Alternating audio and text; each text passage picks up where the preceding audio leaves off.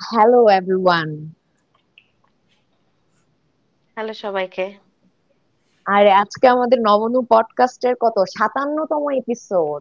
And আমাদের আজকের guest হচ্ছে হ্যাঁ, মাশায়েক হাসান।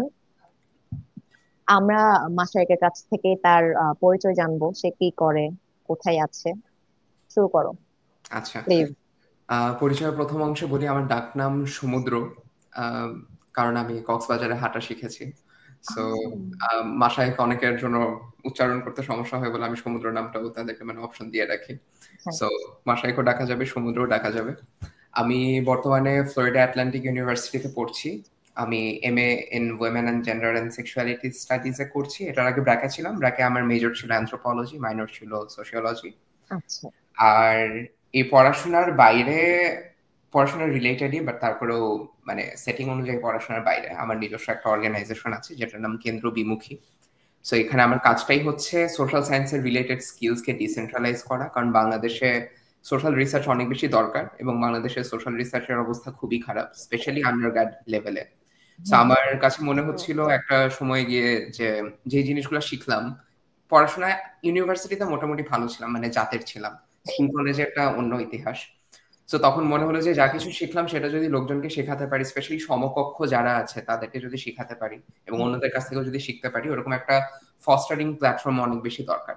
তো হুম, সেটা চিন্তা করে আর কি, সমাজ পাল্টানোর লক্ষ্যে যারা সমাজ নিয়ে কাজ করতে চায় এবং সমাজ নিয়ে যারা পড়াশোনা করতে চায়, হুম, সেরকম একটা লোকজনের একটা নেটওয়ার্কিং প্ল্যাটফর্মের জন্য আমি এস্টাবলিশ করলাম এই কেন্দ্র বিমুখী, যে আমরা কেন্দ্রর বিমুখে। So আমরা কেন্দ্রে আছি কারণ হ্যাঁ, যে প্রিভিলেজটা আছে সেটা অ্যাকনলেজ করি কেন্দ্র বিমুখী বলা যায়। আমরা হয়তো বা কেন্দ্র থেকে সরে যাচ্ছি না, বাট অন্তত আমাদের দেখার ডিরেকশনটা কেন্দ্রের বিমুখে। এটার বাইরে লেখালেখি করি, বই পড়ি, বই পড়তে অনেক ভালো লাগে। এই 25 বছরের জীবনে 1000-এর বেশি বই পড়া হয়েছে এবং আরো পড়তে থাকতে চাই। গান করি, আচ্ছা। গান শিখি, এখনো শিখি। আর হ্যাঁ, এগুলোই। আর ও লোকজনের সাথে কথা বলতে অনেক ভালো লাগে। So that's one of the reasons এখানে আসা, যে নতুন আচ্ছা। কাউকে দেখে শান্তি লাগতেছে। ওয়াও। হ্যাঁ, আচ্ছা। আমি এটা জানতাম না যে তুমি গান করো বা গান শিখতেছো। এটা কি ছোটবেলা থেকে গান করা হয়? ছোটবেলা থেকে বলতে আম, প্রায় এখন হিসাব করলে 16-17 বছর ধরে গান শিখছি। আর যেহেতু পারিবারিকভাবে গানের ওরকম কোনো সংযোগ নেই, হুম, আম্মু চাইতো, আম্মু খুবই ওই কালচারাল মাইন্ডেড। হুম, আম্মুরও গান শেখা হয়নি। সো আমার দুই আত্মীয় লাইনের কোনো দিকে কোনো রকমের গান নাই। সো হুম, আমাকে নিয়ে শুরু কাইন্ড অফ। হুম। সো সেখান থেকে ছোটবেলা থেকে আর কি, মানে আম্মুর ধাক্কা ধাক্কিতে আর কি মানে শেখা। ওটা ফ্যামিলিয়াল কোনো ট্রেডিশন না, এটা জাস্ট আম্মুর ধাক্কা। সো সেটা নিয়ে আচ্ছা, এখনো চর্চা চলছে। আচ্ছা। বাহ। আচ্ছা। তোমার কোন টাইপের গান করা হয়? আমার কোন? ইন্ডিয়ান ক্লাসিক্যাল মিউজিক, সম্পূর্ণ শাস্ত্রীয় সঙ্গীতের ভিতরেই আছি। ওটার বাইরে আমার আর কোনো আচ্ছা। কমফোর্ট জোনও নাই। ওটাতেই চলছে সব। ওয়াও। অরণি হচ্ছে গান নিয়ে অনেক ধারণা আছে, কারণ অরণি ও নিজেও গান মোটেও করতো ধারণা। একটা সময়। এই থ্যাংকস। তুমি রেওয়াজ করতে আমি দেখছি। হ্যাঁ, ওকে ফাইন। আমি এখন আর গান গাই না। হ্যাঁ, কিন্তু তুমি তো একটা সময় ভালো গান, ও খুব ভালো গান গায়। আচ্ছা, কিন্তু শুনতে চাই কোনো একদিন। কিন্তু চর্চার অভাবে ও আর মানে পারতেছে না আর কি গান করতে। বাইরে। হ্যাঁ। আর আরেকটা, আমরা তোমার হচ্ছে ছোটবেলার দিকে একটু যাই, যে ভাই, তোমার ছোটবেলা, ছোট থেকে বড় হওয়া, স্কুল কলেজ ইউনিভার্সিটির কথা তো আমরা একটু আগেই জানলাম। ছোট থেকে বড় হওয়া, আচ্ছা আমার সচেতন মস্তিষ্কে যখন ছোটবেলা বোঝা শুরু করলাম সেটা শুরু হয় মৌলভীবাজার থেকে, কিন্তু জন্ম হচ্ছে চিটাগাঙে, সীতাকুণ্ডে। আচ্ছা। তো হয়তোবা আচ্ছা। মাথায় বুদ্ধি টুদ্ধি হওয়ার আগ পর্যন্ত আমার সম্ভবত ঢাকা এবং ফরিদপুর এবং কক্সবাজারে থাকা হয়েছে। হ্যাঁ। 4 বছর বয়সে যখন ছিলাম, আব্বু তখন মৌলভীবাজারে, আব্বুর পোস্টিং। সো তখন থেকে আর কি মানে একটু একটু মনে আছে যে হ্যাঁ এটা এটা সেটা করতাম। ওটার আগে কোনো স্মৃতি নেই। আম, মৌলভীবাজারে তখন একটা স্কুলে ভর্তি হলাম, ইসলামী একাডেমি। সেখানে আমি স্কুলের ক্লাসরুমের চাইতে স্কুলের ভ্যানেই বেশি টাইম কাটাতাম, কারণ ক্লাসরুমে ভালো লাগতো না। তারপরে ওখান থেকে আব্বুর বদলি হয় কুড়িগ্রামে। পরে কুড়িগ্রামে আমার অফিসিয়ালি স্কুলিংটা শুরু, যে আমার মানে আচ্ছা। সার্টিফিকেট, স্কুলের সার্টিফিকেট পাওয়া শুরু আর কি ওই কুড়িগ্রাম থেকে। হুম, হুম, কুড়িগ্রামে 3 বছর ছিলাম, কুড়িগ্রামের ফুলবাড়ি উপজেলায়। তখন ফুলবাড়ি উপজেলার অবস্থা খুবই খারাপ, একেবারে রিমোট একটা এরিয়া। ওখানে ঠিক মতো হুম, বিদ্যুৎ থাকতো না, কোনো গ্যাসের চুলা টুলা নাই। সো তখন আর কি মানে খুবই প্রিভিলেজড রকমের স্ট্রাগল দেখলাম আর কি, যে সব রকমের যা প্রোটোকল পাওয়া দরকার সেগুলো পাচ্ছি, বাট অন্য যে অ্যামেনিটিস দরকার সেগুলো নাই। সো সেটুকু একটু বুঝলাম। ওটা বুঝতে বুঝতে আব্বুর বদলি হয়ে গেল সাতক্ষীরায়। সাতক্ষীরায় ছিলাম 2.5 বছর। সাতক্ষীরা থেকে গেলাম বরিশালে ছিলাম আরো 2 বছর। তারপরে টাঙ্গাইলে 6 মাসের মতো একটা স্কুলে পড়লাম। তারপরে গেলাম হবিগঞ্জে আরো 3 বছরের মতো ছিলাম। হবিগঞ্জ থেকে তারপরে ঢাকায় আসা।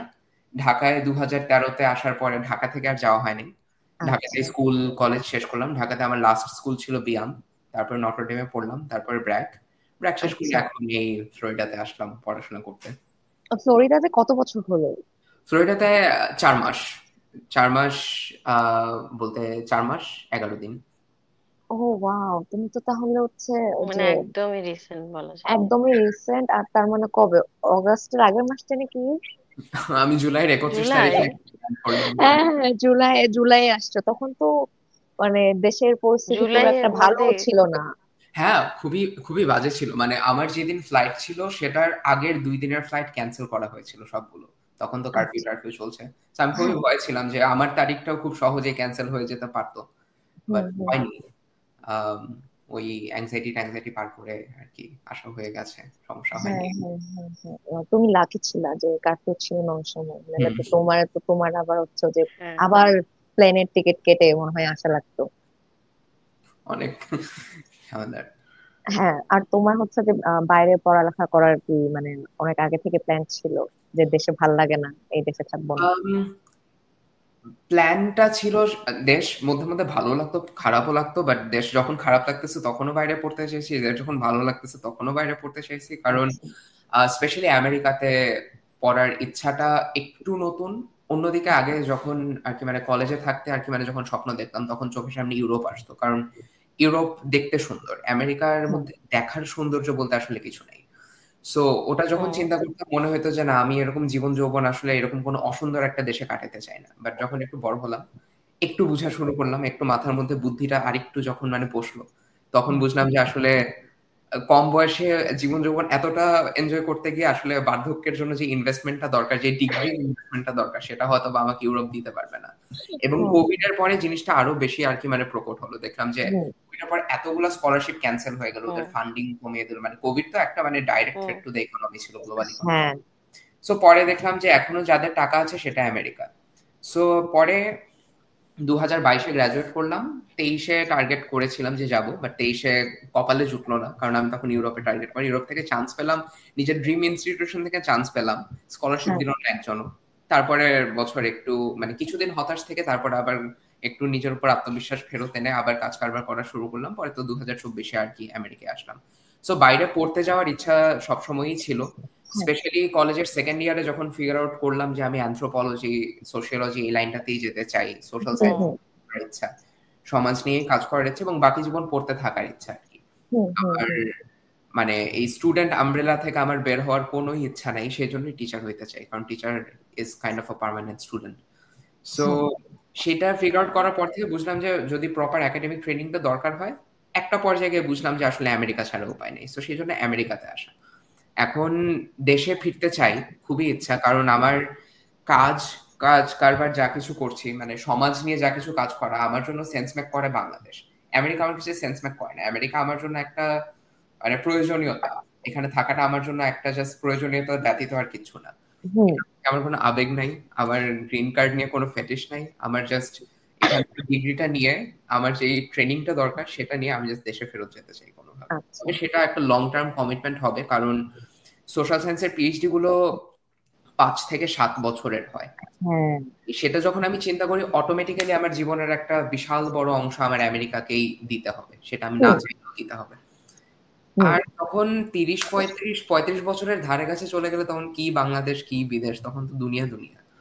তো তখন মনে হয় না তেমন আর কোনো পার্থক্য মাথার মধ্যে ভাবে ধরা দিবে। হ্যাঁ, তুমি তো ওখানেও টিচিং অ্যাসিস্ট্যান্ট হিসেবে মানে কাজ করছো, কাজ কি শুরু হয়ে গেছে যাওয়ার সাথে সাথে? প্রথম সেমিস্টারে টিএ হিসেবে ছিলাম। ওটা human sexuality and social change, একটা সোশিওলজি ডিপার্টমেন্টের কোর্স, সেটাতে টিএ ছিলাম। এবং টিএ শিপটা মানে প্রথম সেমিস্টার থেকে শুরু হয়, সেটা কোনো মাফ নাই আর কি। আর আরেকটা বিষয় যে ধরো মানে যারা আমাদের থেকে ইয়াং জেনারেশন যারা আছেন, যারা হচ্ছে বিদেশে আসতে চায় উচ্চশিক্ষার জন্য। তো মানে তুমি তো নিজের কাগজপত্র এভরিথিং সব নিজেই করেছো। হুম, পুরোপুরি। তো হ্যাঁ, পুরোপুরি নিজেই করেছো। তো তুমি সেই উদ্দেশ্যে মানে তাদের উদ্দেশ্যে বলতে পারো যে তারা কিভাবে প্রিপারেশন নিবে, বা কিভাবে তাদের পথ একটু সহজ বা মসৃণ হবে। আচ্ছা, ইয়াং জেনারেশনের ক্যাটাগরিতে আমি এখনো নিজেও পড়ি, তাই আর কি ইয়াংদের উদ্দেশ্যে কিছু বলাটা আমার নিজেকে একটু বেশি উপরে রাখা হবে। বাট অ্যাজ সামওয়ান যার অভিজ্ঞতাটা আছে সেই অভিজ্ঞতাটা থেকে বলতে পারি যে হ্যাঁ। কিছু কিছু মানে খুবই ছোটখাটো তিনটা জিনিস মাথার মধ্যে মানে কম্পিউটারের মধ্যে ঠিকঠাক মতো রাখলে অ্যাপ্লিকেশন প্রসিডিউরটা সহজ হয়। একটা হচ্ছে নিজের একাডেমিক সিভিটা রেডি রাখা, একটা জেনারেল এসওপি রেডি রাখা, যে সেই এসওপির মধ্যে সবকিছু থাকবে যে কোন জিনিসগুলো আমরা ভাঙাতে চাই, কোন জিনিসগুলো আমরা অ্যাডমিশন কমিটিকে দেখাতে চাই। হুম। আর স্পেশালি যারা সোশ্যাল সায়েন্সে আসতে চায় তাদের জন্য একটা রাইটিং স্যাম্পল, একটা research based writing sample ready রাখা। যে বাংলাদেশের এখনো অনেকগুলো ইউনিভার্সিটিতে সেভাবে আমাদেরকে আসলে একাডেমিক রাইটিং করায় না, যেটার জন্য আমি ব্র্যাকের প্রতি অনেকটুকুই কৃতজ্ঞ যে আমাদের প্রতি সেমিস্টারে এই রিসার্চ বেসড একেবারে ফর্মাল রাইটিং যেটা থাকে একাডেমিক রাইটিং সেটা আমাদের করানো। তাই আমার জন্য নতুন করে লেখা লাগে নাই, আমার আন্ডারগ্র্যাডেরই কোনো একটা জিনিস আমি এডিট করেছিলাম যেটা পরে আমি রাইটিং স্যাম্পল হিসেবে জমা দিয়েছিলাম। কিন্তু যেহেতু এটা সবার জন্য ওভাবে অ্যাক্সেসিবল না, অনেকের হচ্ছে রাইটিং স্যাম্পলটা থাকে না, এবং ওইটা না থাকার কারণে অনেকে অ্যাপ্লাই করতে পারে না। তাই এটা যদি কেউ আগে থেকে মাথার মধ্যে চিন্তাটা রেখে রাইটিং স্যাম্পলটা রেডি করে, তাদের এখানে সমস্যাটা একটু হলেও সহজ হওয়া সম্ভব। সমস্যাটা চলে যাবে না, কিন্তু একটু রাস্তাঘাট বের করা সম্ভব। আর ওটার পরে স্নিকি মার্কেটিং করার কোনো ইচ্ছা নাই, বাট তারপরেও আমার অর্গানাইজেশন আমি চেষ্টা করি লোকজনের সাথে, স্পেশালি যারা সোশ্যাল সায়েন্স নিয়ে কাজ করার চেষ্টা করে তাদের সাথে একটা কনভারসেশনে ঢোকা। কারণ সোশ্যাল সায়েন্সের জিনিসটাই এরকম যে একটা কনভারসেশনে না ঢুকলে সেখানে পরিষ্কারভাবে চিন্তা করাটা একটু কঠিন। এবং একাডেমিয়া এমন একটা জায়গা, এখানে আসলে একা একা সবকিছু করার কোনো ক্রেডিট নাই। যেহেতু সমাজ নিয়ে কাজ করতে হবে, সমাজ একসাথে মিলেই কাজ করতে হবে, এবং সোশ্যাল সায়েন্সের একাডেমিয়াটাও সেরকম। তাই কারো যদি কখনো ওই রকমের হেল্প লাগে যে একটা ব্রেইন স্টর্মিং সেশনে একটা জাস্ট একটা ফ্রেন্ড কিংবা ফ্রেন্ডকে যে একটু মেন্টরের পজিশনে দেখতে চাই, সেরকম কারোর সাথে যদি কানেক্ট করতে চাই, আমরা সেখানেও আমাদের এখানে আমি এবং প্রিয়া আপু, রেসাদ আমিন প্রিয়া আপু, আমরা মিলে ভলান্টিয়ার করার কথাও চিন্তা করছিলাম যে আমরা জাস্ট ফ্রি কনসালটেন্সি দিব। কেউ যদি মানে জাস্ট বসে কথা বলতে চায় যে এই জিনিসগুলো তারা যা চিন্তা করতেছে সেটা আসলেই কিনা, কিংবা যে স্ট্রাকচারে দরকার সেই স্ট্রাকচার নিয়ে আমরা কোনো হেল্প করতে পারি কিনা। সো এই পিয়ার টু পিয়ার লার্নিং এর কাজটাও অনেকের ক্ষেত্রে কাজে আসে, কারণ সবসময় একজন মানে বড় মানুষের কাছ থেকে গাইডেন্স পাওয়াটা সবসময় হয়তো অ্যাক্সেসিবল হয় না। সেখানে ইমিডিয়েট যার ওই জাস্ট অভিজ্ঞতার ওই স্টেজটা পার করা, সেরকম একটা মানুষের অ্যাক্সেসটা অনেক সহজ করে দেয় অনেক কিছু। So general tips and tricks and advice and hacks এগুলোই। আচ্ছা, আর তোমার হচ্ছে ইউনিভার্সিটি চুজ করার ক্ষেত্রে মানে তার কতদিন সময় নিয়ে ওই ইউনিভার্সিটি চুজ করতে হবে, বা কয়টা ইউনিভার্সিটিতে তার হচ্ছে যে অ্যাপ্লিকেশন ড্রপ করতে হবে? আম, সবাই সবাই বলতে আমার টিচাররা যারা ছিলেন তারা বলতেন যে 8টা থেকে 10টা ইউনিভার্সিটি এনাফ। এখন এখানে চুজ করার ক্ষেত্রে বেশ কিছু ফ্যাক্টর কনসিডারেশনে নেওয়া লাগে, যেমন অ্যাপ্লিকেশনের একটা ফি থাকে, এবং অনেকগুলোতে অ্যাপ্লিকেশন ফি 3,000 থেকে 16,000 পর্যন্ত। এখন কেউ যদি 16,000-এর 10টা নেয়, তার ওই 1.5 লাখ টাকার বাজেটটা করতে হবে। সো সেখানে ওটাও তার চিন্তায় আনতে হবে যে ঠিক কতটুকু তারা অ্যাফোর্ড করতে পারবে। কিংবা অনেক ক্ষেত্রে আবার কিছু কিছু ইউনিভার্সিটিতে অ্যাপ্লিকেশন ফি ওয়েভ করে, এবং সেটার জন্য হচ্ছে মিনিমাম ডেডলাইনের 2-3 মাস আগে থেকে তাদেরকে ইমেল করে জানাতে হয় যে আমি একটা গরিব দুঃখী মানুষ, গরিব মেধাবী, দুঃখী বললে আসলে লাভ নেই, মেধাবী লাগবে, সেটা বললে অনেক অনেক ক্ষেত্রে তারা হচ্ছে ওয়েভ করে দেয়। সো সেইভাবে চিন্তা করে যে আমার ইনিশিয়াল মাথার মধ্যে বাজেট ছিল 1 লাখ টাকা, যে ভিতরে আমি পুরো মারা যাচ্ছিলাম যে আমার 1 লাখ টাকার বাজেট করা লাগবে। বাট আলটিমেটলি আমি 12টা ইউনিভার্সিটিতে অ্যাপ্লাই করেছি টোটাল 28,000 টাকার মধ্যে। সো আমি ওয়েভার গুলো পেয়েছিলাম। সো অনেক আগে থেকে আর কি মানে সেভাবে কথাবার্তা বলে জিনিসগুলোতে আগাতে হয়। আর অন্যান্য ক্ষেত্রে যেগুলো কনসিডারেশন নিতে হয়, যে লোকজনদেরকে ইমেল করা, যে গ্র্যাড কোঅর্ডিনেটর থেকে শুরু করে প্রফেসরদেরকে ইমেল করা পর্যন্ত, যে কত রকমের ফান্ডিং আছে, যে টিএশিপের যে ফান্ডিং সেখানে যে ফুল স্কলারশিপ সেগুলো তো আছে, সেগুলোর বাইরে অনেক সময় এক্সটার্নাল স্কলারশিপ থাকে, তো সেগুলো নিয়েও একটু ঘাটাঘাটি করলে আইডিয়া থাকে। সো আমি যেমন একটা স্প্রেডশিট মেনটেন করতাম, আমি সেটা মেনটেন করা শুরু করেছিলাম ইউনিভার্সিটির সেকেন্ড ইয়ার থেকে। তো আমার অ্যাপ্লিকেশনের 2.5 বছর আগে থেকে আমি আর কি মানে প্ল্যানিং শুরু করেছি। 2.5 বছর আগে থেকে করাটা ম্যান্ডেটরি না, বাট যেহেতু আমি 2.5 বছর আগে করেছিলাম, তাই আমার অ্যাপ্লিকেশনের ইয়ারে আমার কোনো দুশ্চিন্তা করা লাগে নাই, যে সেই টাইমে ইউনিভার্সিটি খোঁজা লাগে নাই, কারণ আমার অবসেশনই ছিল এটা নিয়ে। আমি সারাক্ষণ ঘাটাঘাটি করতাম এগুলা নিয়ে। আমার মানে হবি হচ্ছে পড়াশোনা করা, হবি হচ্ছে পড়াশোনা নিয়ে ঘাটাঘাটি করা। তো সেটা করার জন্য মানে যত আগে থেকে শুরু করবেন তখন লাস্ট ইয়ারে গিয়ে আর কি যেই টাইমে অ্যাপ্লিকেশন গুলো ড্রপ হবে, কারণ সবগুলোর ডেডলাইন তো কাছাকাছি হয়, তখন ইন্ডিভিজুয়ালি প্রত্যেকটা অ্যাটেনশন দেওয়া সম্ভব হয় না, তাই আগে থেকে করে রাখলে কাজটা সহজ হয়। সো আমি এটা প্রেফার করি আর কি, স্পেশালি মানে স্বপ্ন দেখলে যদি মনে হয় যে এই স্বপ্নটা একটা সময় গিয়ে দেখবেন, 1 বছর আগে দেখেন, আপনারই পরিশ্রম কম করা লাগবে। আমার মনে হয় যে 1 বছর তাও অনেক কম সময়। আমি নিজে যে কাগজপত্র রেডি করা, ও মাই গড, এটা যে কি হ্যাসেল! যে 1 বছর আমার মনে হয় যে তাও অনেক কম সময়, এটা মিনিমাম হচ্ছে 2 বছর সময় নিয়ে করা উচিত। তখন লাস্টের মানে কয়েক মাস আগে অ্যাপ্লিকেশন ড্রপ করার আগে যে একটা মেন্টাল প্রেশার, ওই প্রেশারটার হচ্ছে যে এটা ভয়াবহ, ওই প্রেশারটার মানে মানে নিতে হয় না আর কি। যদি আমি মানে তোমার মতো যদি অনেকে 2 বছর বা 2.5 বছর আগে থেকে পরিকল্পনা করা শুরু করে বা ইউনিভার্সিটি চুজ করা শুরু করে। আর হ্যাঁ, you should be a teacher actually, তুমি এত সুন্দর করে হচ্ছে ব্যাখ্যা করতেছো যে তোমার টিচারই হওয়া উচিত। ইচ্ছা এটাই, আব্বুও চায় এটাই হই, আগে যে তো আব্বুর লাইনে যাব মানে বিসিএস অফিসার হব, সেটা চাইতো, হ্যাঁ, ওনার চায় হ্যাঁ, না। কপাল ভালো যে এখন আর চায় না। আম্মু মানে বাপ মাও আর কি, মানে একটা সময় গিয়ে বাপ মা হয়তো সবসময় সবকিছু বুঝে না, একটা সময় বোঝার আগে তারা হয়তো জিনিসটা মেনে নেয়, মেনে নেওয়ার পরে একটা সময় গিয়ে বুঝে। তো আমি জাস্ট হ্যাঁ। মানার পর্যন্ত অপেক্ষা করতেছিলাম যে হ্যাঁ মেনে নিক, বুঝানোর বুঝানোর জিনিস পরে করা যাবে, আপাতত আগে এগ্রিমেন্টটা পাওয়া যায়। তো এখন আচ্ছা, ওদিক থেকে আর কি ভালো।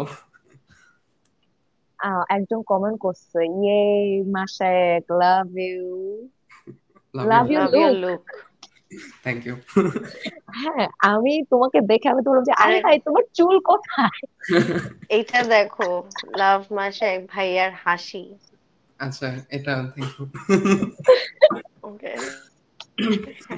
আচ্ছা, এমনিতে হচ্ছে তোমাদের দ্যাটস পরিবারের নাইস। সদস্য তোমরা কয়জন? তোমার কি অন্য কোনো সিবলিংস আছে? হ্যাঁ, আমার বড় ভাইয়া আছে, সে কন্টেন্ট ক্রিয়েটর, সে ওয়াও, জাহাঙ্গীরনগরে, বাই দ্য ওয়ে। জাহাঙ্গীরনগরে? হ্যাঁ, সে জাহাঙ্গীরনগরে আইবিএ তে ছিল। ভাইয়ের নাম আচ্ছা, সীমান্ত, মাশাহিদ হাসান সীমান্ত। আচ্ছা, তো আচ্ছা, সে, হ্যাঁ, সে বই লেখে, সেও বেস্ট সেলিং অথর। সে তার আচ্ছা। জীবনে সেও সমাজ নিয়ে কাজ কারবার করতেছে, কিন্তু একটু ডিফারেন্ট ক্যাপাসিটিতে। তার হ্যাঁ, ওরকম হ্যাঁ। একাডেমিক্স নিয়ে এই মুহূর্তে ওরকম ইচ্ছা নাই, বাট আমি মানে আমি কাইন্ড অফ আশাবাদী যে সে একটা সময় একাডেমিয়া ওরিয়েন্টেড একটু হবে, বাট সে মানুষ নিয়ে কাজ করার তার খুবই ইচ্ছা, সমাজ নিয়ে অ্যাজ আ হোল কাজ করার খুবই ইচ্ছা। আর হ্যাঁ, আমরা এই দুই ভাই, এবং ওয়াও, আমার সাথে প্রায় 6 বছরের বড়।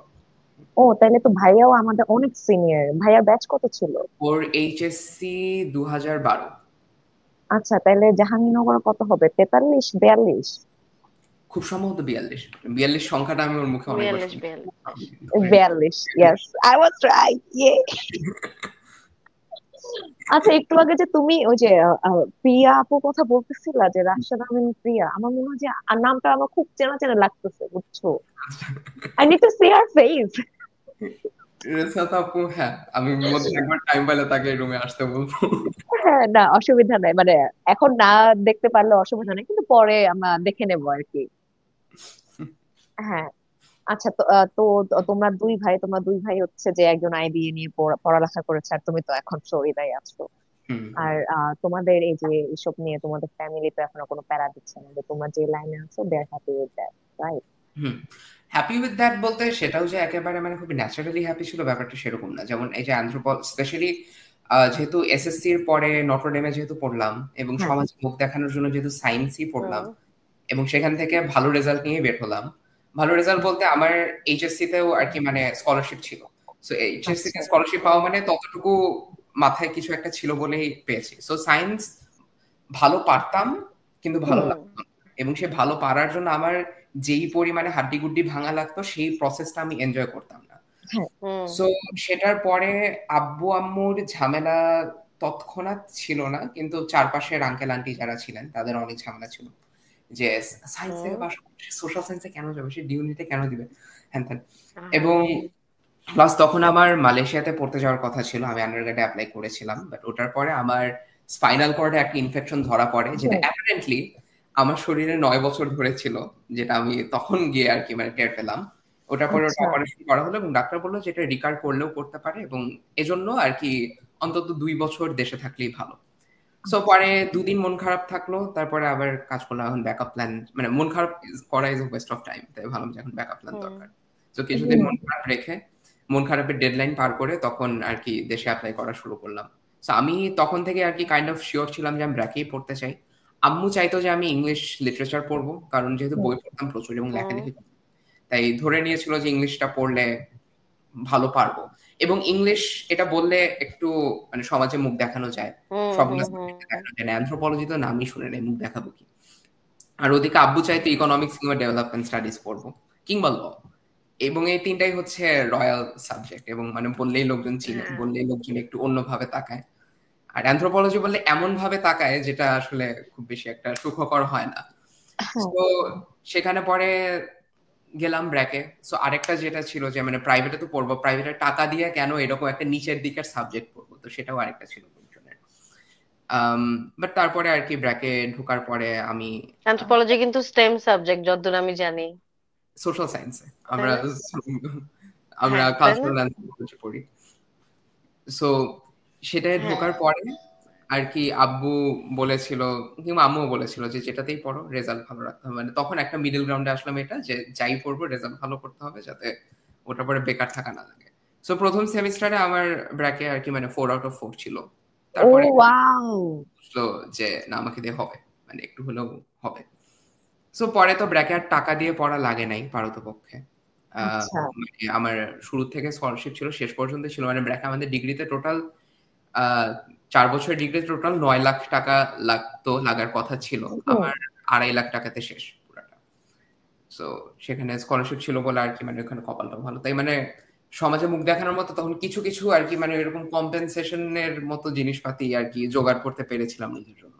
আর ওটার পরে যখন দেখলো যে আমার চাকরি পেতেও সমস্যা হয়নি, তারপরে এখানে ফুল স্কলারশিপ পেতেও সমস্যা হয়নি, আসলাম। তখন আর কি মানে একটা একটু খুবই সম্মানজনক একটা জায়গায় পৌঁছালাম যে আমি আমার জীবন নিয়ে যা করতেছি আমি হ্যাঁ বুঝে শুনে করতেছি, হ্যাঁ এবং গাধার মতো কিছু করতেছি না। মানে স্বপ্ন দেখতেছি, দ্যাট ইজ ট্রু, কিন্তু স্বপ্নের মধ্যেও একটা যে বাস্তবতার একটা যৌক্তিকতার যে একটা ইন্টারসেকশন লাগে, হুম সেটা আমি ভালো মতোই রাখতে পেরেছি।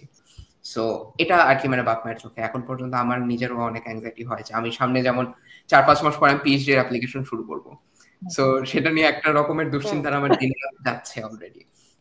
বাট হ্যাঁ, এখন পর্যন্ত লাইনে আছে, এখন পর্যন্ত পথভ্রষ্ট হইনি, সমাজ হ্যাঁ মতে এখন পথভ্রষ্ট হইনি।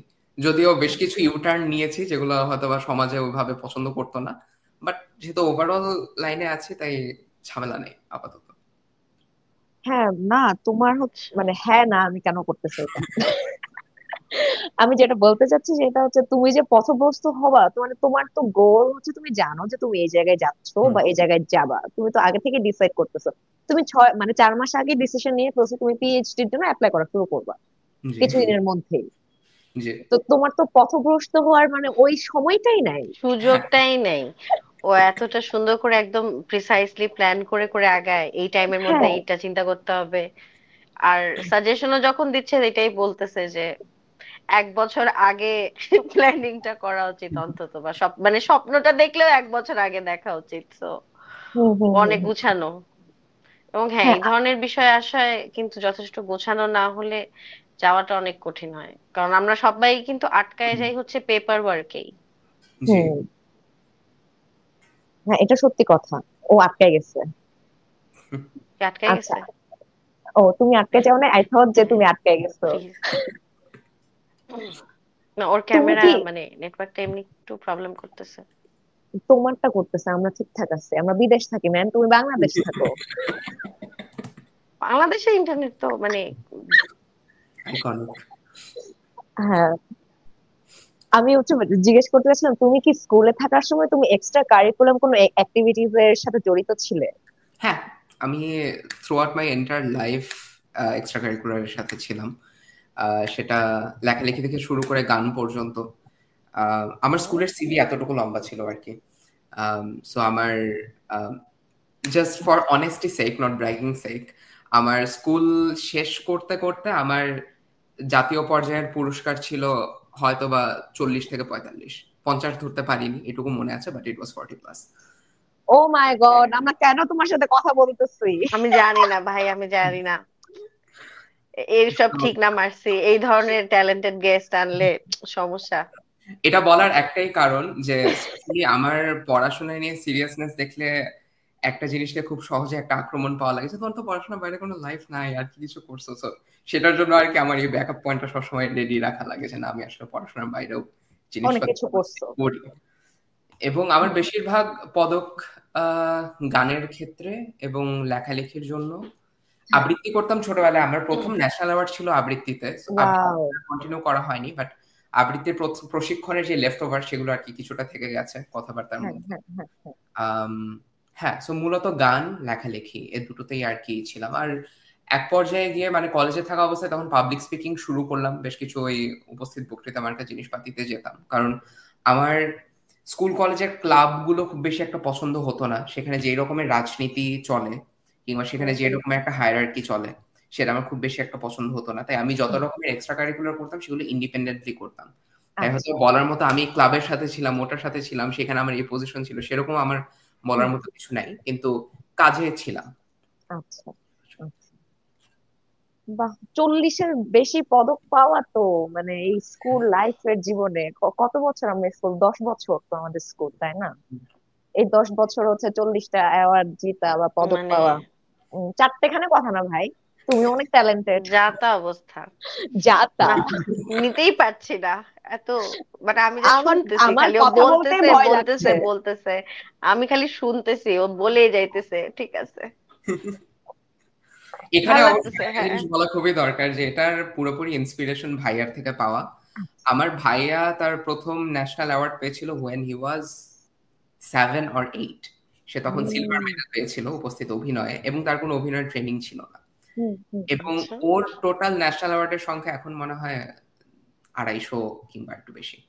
এবং সে ডিবেট করতো, সে জাহাঙ্গীরনগর ডিবেটিং ক্লাবে ছিল, আইবি এর থাক। JMC I think so. So ছোটবেলা থেকে আর কি মানে তাকে দেখতাম যে সে স্কুল থেকে ফিরতো হাতে একটা সার্টিফিকেট কিংবা ক্রেস্ট কিংবা কিছু একটা থাকতো। তখন থেকে আর কি মানে মনে হতো যে না, কিছু একটা করে একটু মানে শোকেসটা ভরাইতে হবে, আমার জিনিসপাতি দিয়েও ভরাইতে হবে। হুম সো সেটা হুম হুম কাইন্ড অফ একটা ড্রাইভিং ফোর্স ছিল অবশ্যই। তবে দুজন যেই দুদিকে গেলাম, খুবই খুবই মানে ডিফারেন্ট ডিফারেন্ট রাস্তা। হুম আর যা কিছু আসতো সবাই উপস্থিত বক্তৃতা বিতর্ক, আর আমারগুলো আসতো গান। হুম এবং লেখালেখির ক্ষেত্রে লেখালেখি করতাম, বাট লেখালেখি নিয়ে আমার অ্যাওয়ার্ড বলতে গেলে একটাই আছে, এবং সেটা আমার জীবনের সবচেয়ে বড় অ্যাওয়ার্ড। ওটা ইউনিসেফ থেকে পেয়েছিলাম, ইউনিসেফ মিনা মিডিয়া অ্যাওয়ার্ড। সেটা আমি পেয়েছিলাম 2011-12-তে, ক্লাস 7-এ ছিলাম তখন। আচ্ছা। তো আমার জন্য সবচেয়ে বড় রিকগনিশন ছিল ওইটা, যে ওই বছরের ইয়াংগেস্ট উইনার ছিলাম। So Wow. সো ইউনিসেফ থেকে অ্যাওয়ার্ড পাওয়াটা আর কি মানে তখন বুঝেছিলাম যে না, এটা আসলে লেখালেখি নিয়ে কিছু একটা করা সম্ভব। বাট পরে লেখালেখি নিয়ে আর কিছু করাই হলো না। মানে লেখালেখির ওরকম অর্গানাইজড কম্পিটিশনই হয় না, পরে গানেই আবার ফেরত আসলাম। যদিও লেখালেখির অভ্যাসটা থেকে গেছে, এখনো লিখি, ভাল লাগে। হ্যাঁ, লেখালেখি নিয়ে ভবিষ্যতে হবে না এরকম তো কোনো কথা নেই, তাই না? হ্যাঁ ভবিষ্যতে তো করতেও পারো, হু হ্যাঁ হ্যাঁ। নোজ। তবে এখন ওই যে যেহেতু একাডেমিক রাইটিং এ ঢুকে যাওয়ার পরে মানে স্পেশালি আমার পড়াশোনার জন্য এত পড়তে এবং এত লিখতে হয়, লাইক ফিজিক্যালি প্রচুর পড়তে এবং লিখতে হয়, সেটা চিন্তা হুম করতে গেলে আর কি তখন যে স্ট্রাকচারে লেখা লাগে সেখানে সৃজনশীলতার জায়গাটা একটু কম। তাই যেহেতু স্ট্রাকচার চিন্তা ভাবনাও আছে, তাই আর কি মানে সৃজনশীলতা একটু ব্যাকসিটে চলে গেছে। এখন আর সেভাবে ওই রকম নির্লজ্জের মতো লেখা হয় না, যেখানে আগে আর কি মানে শব্দ নিয়ে খেলতে পারতাম, নিজের চিন্তা নিয়ে খেলতে পারতাম। এখন সবকিছু একটু যুক্তি দিয়ে বিচার করতে হয়, যেহেতু একাডেমিক লেখা, সেখানে তো আমি চাইলে মনের সুখে সবকিছু লিখতে পারি না। তুমি কি কি ভাষায় লিখো? আমি বাংলা ইংলিশ দুটোতেই লিখি, দুটোতেই আচ্ছা, তুমি সময় তুমি লাগে। কি আর কোনো ভাষা পারো, বাংলা আমি ইংলিশ বাদে? জার্মান পারি, হুম। জার্মান আমার রাফলি B1 লেভেলের প্রফিসিয়েন্সি আছে, আমি জার্মান শেখাতামও। আর আচ্ছা, আর ঠিকই হিন্দি, আছে, হিন্দি তো কাউন্ট করি না। এক্সপেক্টেড। না, কিন্তু হিন্দিটা কাউন্ট করা উচিত আসলে, কারণ হচ্ছে যে মানে সব দিক দিয়ে এত ভরে গেছে। হুম হুম। হিন্দির সিচুয়েশনটা এরকম যে মুঝে समझ में आता है पूरा का पूरा लेकिन उतना अच्छा बोल नहीं पाता। তবে হিন্দির উচ্চারণটা ঠিক থাকার একটা কারণ হয়তো বা আমার এই শাস্ত্রীয় সঙ্গীতের ট্রেনিং, কারণ আমি হ্যাঁ। অধিকাংশ ক্ষেত্রে বলিউডের হ্যাঁ। ওল্ড সংস গুলোই গাই। আমি মানে লতা মঙ্গেশকর, আশা ভোসলে, মান্না দে, কিশোর কুমার, মোহাম্মদ রফি, সেরকম স্কুলস এর গানগুলো গাওয়া হয়। হুম এবং ওই গানগুলোর বিশাল বড় কম্পোনেন্টই হচ্ছে একটা যে সঠিক উচ্চারণ, উচ্চারণটা হ্যাঁ। সঠিক না হলে সুরগুলোও ঠিক মতো আসে না। তো সেই জন্য কিছু কিছু ক্ষেত্রে আর কি মানে গান গাওয়ার সময় হিন্দির উচ্চারণটা আমার একটু হলেও পিকচার পারফেক্ট রাখার চেষ্টা করি। বাট সেটা কখনো আমার হিন্দি স্পিকিং এ খুব বেশি একটা লাভজনক হয়নি, যদিও বুঝতে পারি ভালো মতো, অথবা চেষ্টা করলে একটু আম, একটু লজ্জা শরম কম পাইলে হয়তো বা কনভারসেশনও চালানো সম্ভব। হ্যাঁ, But ল্যাঙ্গুয়েজ তো পুরাটাই প্র্যাকটিস। যে হ্যাঁ, তুমি যত প্র্যাকটিস করবে তোমার তত আয়ত্তে আসবে, মানে বলতে হবে কথা, কথা জি না বললে এটা আসে না। জি। বা হচ্ছে যে শিখলেও ভুলে যায়, হারায় যায়। হ্যাঁ। আর হ্যাঁ। আমার ল্যাঙ্গুয়েজ নিয়ে ঘাটাঘাটি করতে অনেক ভালো লাগে, স্পেশালি আচ্ছা। আমি মানে ছোটবেলায় একবার একটু চাকমা ভাষা শেখার চেষ্টা করেছিলাম, একটু রাখাইন ভাষা শেখার চেষ্টা হুম। করেছিলাম, ককবরক শেখার চেষ্টা করেছিলাম, এবং কোনোটাই ভাবে স্টিক করেনি। কিন্তু আর কি মানে ল্যাঙ্গুয়েজ নিয়ে জানি যে কোনটার কোন লিঙ্গুইস্টিক ফ্যামিলির, কিংবা স্পেশালি বাংলাদেশের ইন্ডিজিনাস ল্যাঙ্গুয়েজ নিয়ে আমার অনেক আগ্রহ, কারণ এগুলো নিয়ে লোকজন কথাই বলে না, লোকজনের তো আইডিয়াই নেই। হুম লোকজন তো হুম মানে হুম। ওইগুলো নিয়ে সার্কাজম করার পরে, নলেজ গেইন করার পর্যন্ত টাইমটাই পায় না। সো আমি হুম। চেষ্টা করতাম আর কি জিনিসপাতিগুলো নিয়ে ঘাটতে খুব ভালো মতো। আচ্ছা। ও ওয়াও, দ্যাটস অ্যামেজিং। আমি গতকালকে আমি আবিষ্কার করলাম, গতকালকে হচ্ছে আমি একটা লাইভ করতেছিলাম আমার বাংলা বারটেন্ডার পেজ থেকে। জি জি। তো ওখানে তোমার হচ্ছে যে একজন জানতে চাইছে জুম কি। তো ওইটা আমি মনে করতে গিয়ে আমি পরে আবিষ্কার করি, ও মাই গড, আমি আমার মাদার টাং ভুলে যাচ্ছি, যে আমি চাকমা ভাষা ভুলে যাচ্ছি বলা। এটা চাকমা ভাষায় কমিউনিকেশন খুব একটা হচ্ছে না বা কথা বলা হচ্ছে না ওভাবে। তো এটা আমার মানে অনেক শব্দ আমার এখন আর মনে পড়ে না। আপনার মাতৃভাষা চাকমা? হ্যাঁ, আমার মাতৃভাষা চাকমা, আমার বাপের ভাষা বা ককবরক। ও নাইস। ও হ্যাঁ। mungkin mereka চাকমা হতে পারেন। ও সাংমা দাও, তাই গো মা গজ। আবার চাকমা ভাষা শেখাই শুরু করেছিলাম তোমাইগু সতান ছিলে ওটা দিয়ে, কিংবা সতান মিলে, ডিপেন্ডিং অন কাকে গালি দিচ্ছি, কিংবা মুইতরে বুয়ানিম, তো ডেফিনেটলি মুইতরে খুসপাং, মুইতরে খুঞ্জোপাং।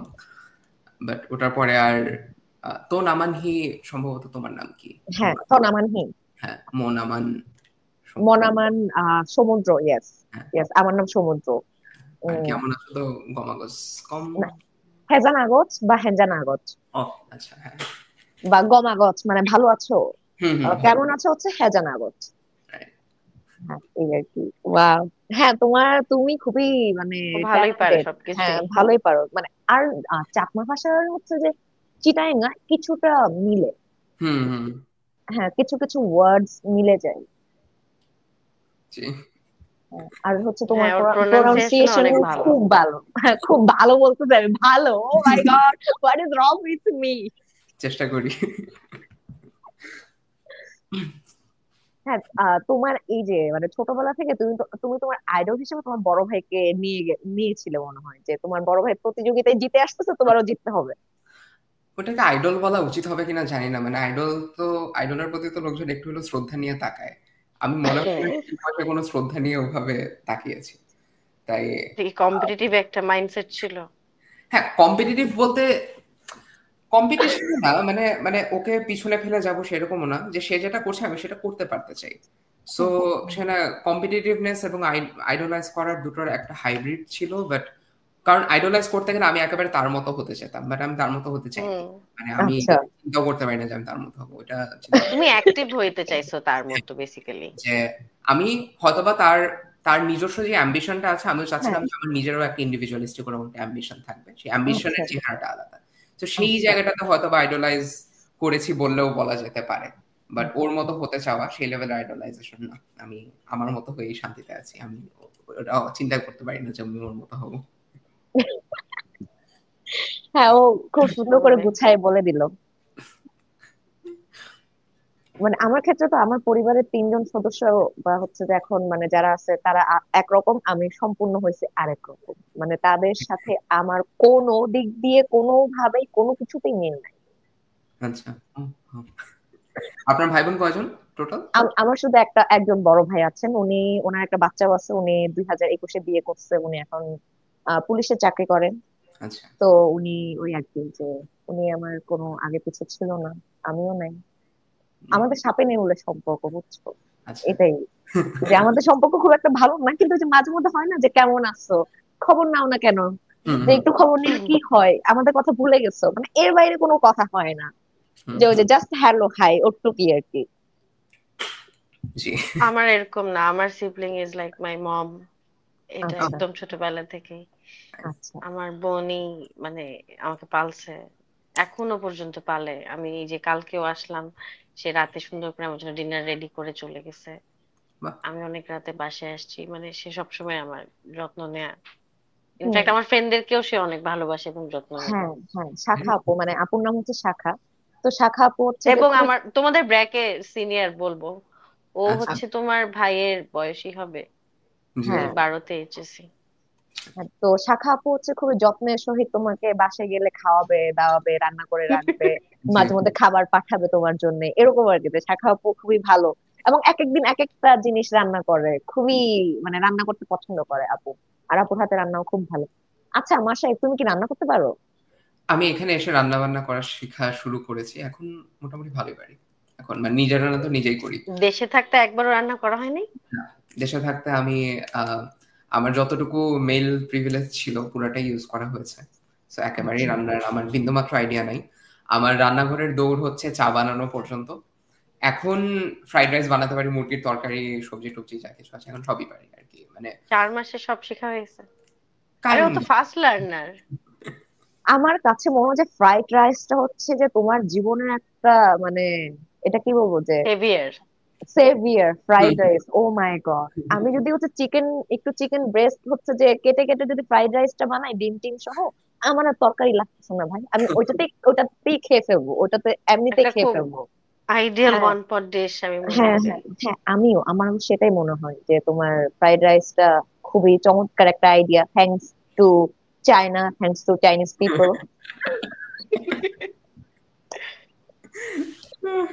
হ্যাঁ। হ্যাঁ, যে তারা ফ্রাইড রাইসটা আবিষ্কার করেছে, এন্ড হচ্ছে যে খুবই নাইস। জি। তোমার গানের লাইফটা নিয়ে একটু বলো, যে এত ছোটবেলা থেকে শিখার ওই ফিলিং গুলা কিরকম ছিল, যে গান।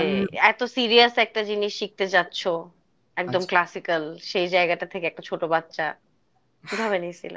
গানের ক্ষেত্রে হিসাবটা এরকম যে আমার আমার কোল্ড অ্যালার্জি খুবই ছোটবেলা থেকেই, মানে আমার খুব সহজেই জ্বর হয়, খুব সহজে ঠান্ডা লাগে। হুম হুম এবং ছোটবেলায় আব্বু আম্মু ফাটাবাস ডাকতো, কারণ গলা আসলেই ফাটাবাসের মতোই ছিল। এখনো আছে, মাঝে মাঝে ওই ওই ফাটাবাস নেসটা বের হয়ে আসে।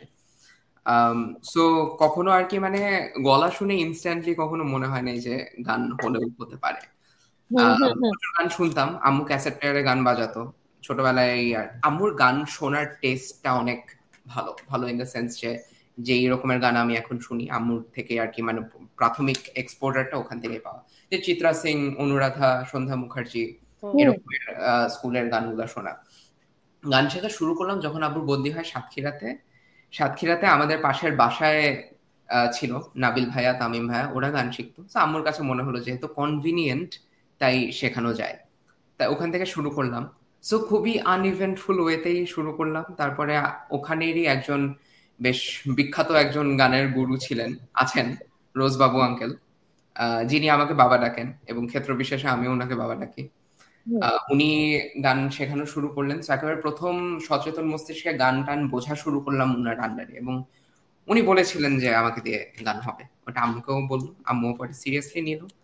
এবং শুরুতেই হয়তোবা মানে ওইভাবে দেখে বোঝা যাচ্ছিল না যে গান হবে, বাট উনি যেহেতু বলছে আম্মু ওই এক্সপার্ট ওপিনিয়নটা আর কি মানে একটু গুরুত্বের সহিত গ্রহণ করলো। হুম। তারপরে যখন আব্বুর যেহেতু প্রচুর বদলি হতো এবং যেহেতু হ্যাঁ সাথে হ্যাঁ বছর থাকার পরে আবার যেতাম, যেই জিনিসটা আর কি মানে কনসিস্টেন্টলি থেকেছে যে আম্মু হচ্ছে গানের ব্যাপারটা প্রায়োরিটাইজ করতো। মানে স্কুল তো খুঁজতেই হয়, সেটার সাথে আম্মু হচ্ছে গানেরও গুরু কিংবা কোনো একটা একাডেমি খুঁজতো। সেজন্যই আচ্ছা। গানটা আর কি মানে ধরে রাখা সম্ভব হয়েছে। কিন্তু যদি মানে, কারণ বদলি হওয়ার পরে গানটা কিন্তু তখন আর আমার জন্য এরকম কনভিনিয়েন্ট অপশন না, পাশের হুম বাসাতে তখন আর কেউ হ্যাঁ। শিখছে না।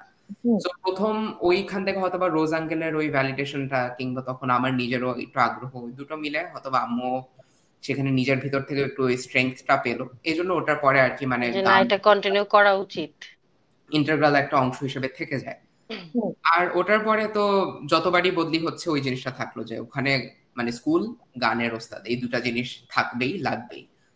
ঢাকায় আসার পরে সেটা একটু পাল্টা যায়। ঢাকায় আসার পরে তো আমি আবার বিএমএ ঢুকলাম, তখন জিএসসি দিব। ওইটার আগে আমি বাংলা মিডিয়ামে ছিলাম, আবার ইংলিশ ভার্সনে আসলাম। হুম সো আমার হচ্ছে মানে play nursery KG Bangla medium, 1 2 3 4 English medium, 5 6 7 Bangla medium, 8 থেকে আবার ইংলিশ ভার্সন। হুম সেখানেও আর কি লোকজন একটু কমপ্লেক্স দেখা শুরু করছে, আব্বু আমাকে বাংলা মিডিয়াম থেকে সে পারবে, ওকে হয়। তো এইসব ফালতু ফালতু কথা বলতো। তো সেখানে আম্মু একটু ভয় পেয়ে গেছিল, ভাবছিল যে হ্যাঁ হয়তো আমার এই স্কুলের সাথে গানেরটা। আর ঢাকায় তো ট্রাফিক জ্যামের কারণে আরো ঝামেলা, যে আমি অনেক। একটা জায়গায় যাব, স্কুলের টাইম শেষ করে যাব, তখন হুম আর মানে কোনো রকমেরই কনভিনিয়েন্স নাই। সো হুম তখন কিছুদিন আর কি মানে ব্রেক থাকলো, কিন্তু পরে ফানি থিং হ্যাপেন্ড যে আমার বরিশালে যিনি ওস্তাদজি ছিলেন, হ্যাঁ। বরিশালে তো শিখেছিলাম, উনি 2013তেই ঢাকায় চলে এসেছিলেন। পরে উনি আমাকে গান শেখানো শুরু করেন। ওয়াও। তো উনার হচ্ছে আমার প্রতি আবেগ থেকেই উনি গান শেখানো শুরু, মানে অন্যদের কাছ থেকে যেখানে উনি 6-7 হাজার টাকা নিত বেতন, আমার কাছ থেকে 2 না 3 হাজার নিত। সো উনি আচ্ছা। হচ্ছে জাস্ট উনি আমাকে গানটা শিখাইতে চায়, এই জন্য উনি জাস্ট কন্টিনিউ করলো। বাট কলেজে যখন এইচএসসি টাইমটা আসলো, তখন আমি আর উনার কাছে শিখতে পারলাম না, মানে তখন আমি আর টাইম মানে বের করতেই পারতাম না। এইচএসসি হুম প্রেশার তো অন্য রকমের অমানবিক চাপ। হুম সেটার পরে যখন ভার্সিটিতে উঠে গেলাম, তখন গান পুরাপুরি নিজে নিজেই করা লাগতো। এখন মানে এখনো রেগুলার নিজে নিজে রেওয়াজ করি। মাঝে মাঝে কোনো কনফিউশন থাকলে যে ঠিকঠাক করছি কিনা, ঠিক সুরে লাগাচ্ছি কিনা, তখন একটু ঘাটাঘাটি করার জন্য উস্তাদকে মেসেজ দিই। সেই হুম সেইটুকুই রিলেশনশিপ আছে। আর এখন তো আর ফিজিক্যালি ওভাবে শেখা সম্ভব না। Hmm but hmm hmm. One of the biggest reasons আমি বাংলাদেশে ফেরত যেতে চাই, কারণ আমার স্কেল চেঞ্জার হারমোনিয়ামটা বাংলাদেশে, আমার তানপুরা তবলা সবকিছু বাংলাদেশে। ওটার প্রতি আমার একটা অন্যরকমের একটা আবেগের একটা সম্পর্ক আছে। সো তখন আর কি মানে মনে হয় যে পড়াশোনা শেষ করে যেমনি হোক ওখানে ফেরত যাব। আচ্ছা, তুমি কোন কোন ইনস্ট্রুমেন্ট বাজাইতে পারো? হারমোনিয়াম পারি, কিবোর্ড পারি, তানপুরা তো জাস্ট হুম। কর্ড ধরে রাখতে হয় সেটা পারি, স্বরমণ্ডল শিখেছিলাম, সেটার আমি ঝংকারগুলো ভালো মতোই আনতে পারি, আর কিছু পারি না। এটুকুই, এই পর্যন্তই। হ্যাঁ। মূলত বাহ। স্পেশালি গানের ক্ষেত্রে আর কি গলার দিকেই ফোকাসটা বেশি, হ্যাঁ। যে আর specially classical music, O my god. আর কি। যেমন হারমোনিয়ামটাও এককালে খুব ভালো বাজাতে পারতাম, কিন্তু মাঝে হুম মাঝে ওই ক্লাসিক্যাল ট্রেনিং এর জন্য ওই ট্রেনিংটাও জরুরি যে আমি হারমোনিয়াম ছাড়া সঠিক সুরটা ক্যাচ করতে পারছি কিনা। সো অনেক সময় ম্যান্ডেটরি সেই ট্রেনিং এর পিরিয়ডেও থাকে যে হারমোনিয়াম বাজানো যাবে না। তো হুম সেই সময় ভোকালটাকে প্রায়োরিটাইজ করলে হারমোনিয়ামের সেই এক্সপার্টিসটা একটু কমে আসে, কারণ তখন ওই টানা প্র্যাকটিসটা হচ্ছে না। তো সেটা একটু হয়েছে যে আঙ্গুল আগে যেভাবে ভালো মতো চলতো, যতটা সুইফট ছিল এখন ততটা সুইফট নাই। বাট কানের সাথে আঙ্গুলের যে সংযোগ এবং সেটার সাথে যে মাসল মেমোরিটা দরকার সেটা এখনো আছে। আচ্ছা, ওয়াও। আচ্ছা, আর তোমাকে আরেকটা সিরিয়াস প্রশ্ন করি, সেটা হচ্ছে তোমার জীবনে ইনফ্লুয়েন্সিয়াল উইমেন কারা, বা হচ্ছে তোমার জীবনে খুবই গুরুত্বপূর্ণ এরকম ব্যক্তি কারা কারা আছেন নারীদের মধ্যে? নারীদের মধ্যে শুরুতে তো ইজি অ্যান্সার মা। তবে আম, মাকে ইনফ্লুয়েন্সিয়াল ক্যারেক্টার হিসেবে দেখার জন্য আই থিঙ্ক একটা বয়সের দরকার হয়, কারণ হুম টিনেজ ইয়ারে কিংবা যখন আর কি মানে নিজের একটু স্বাধীনতা বুঝতে শুরু করার একটা পর্যায়ে থাকি, তখন বাবা মাকে হেট করা অনেক বেশি সহজ এবং তাদের হুম সবকিছু বিরক্ত লাগে এবং বিরক্ত লাগতো, মানে হুম কিছু করার নেই। তো সেখানে তাদের যে কিছু অ্যাডমাইরেবল কোয়ালিটিস আছে সেটা দেখার জন্য আসলে হেট করাটা বন্ধ করার প্রয়োজনটা আগে পড়ে। হুম তো সেই হিসাবে মাকে আইডলাইজ করা শুরু করতে করতে জীবনের 23টা বছর পার করে দেয়া লেগেছিল, তাই সারা হুম জীবন আইডল ছিল সেটা বললে ভুল হবে। হুম আর সো সেখান থেকে আর কি মানে দেখতাম যে আম্মু সবকিছু যেভাবে মানে এই যে ছেলে মেয়ে বড় করা, স্পেশালি ছেলে বড় করা অনেক কষ্ট, হুম বাংলাদেশে তো আরো বেশি কষ্ট। ভালো মানুষ হিসেবে বড় করা আরো বেশি কষ্ট, এবং সেটা হুম। তো বাবার প্রায়োরিটি সবসময় থাকে।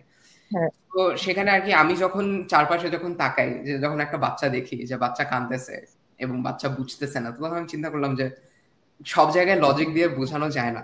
বাচ্চাদেরকে তো লজিক, বাচ্চারা তো লজিক বুঝে না। তো তখন গিয়ে বুঝলাম যে ও, তাইলে এখন পর্যন্ত যেহেতু পথভ্রষ্ট হই নাই, সেখানে নিশ্চয়ই হুম। আম্মুর সেই কোনো না কোনো লজিক্যাল ইনভেস্টমেন্টও ছিল।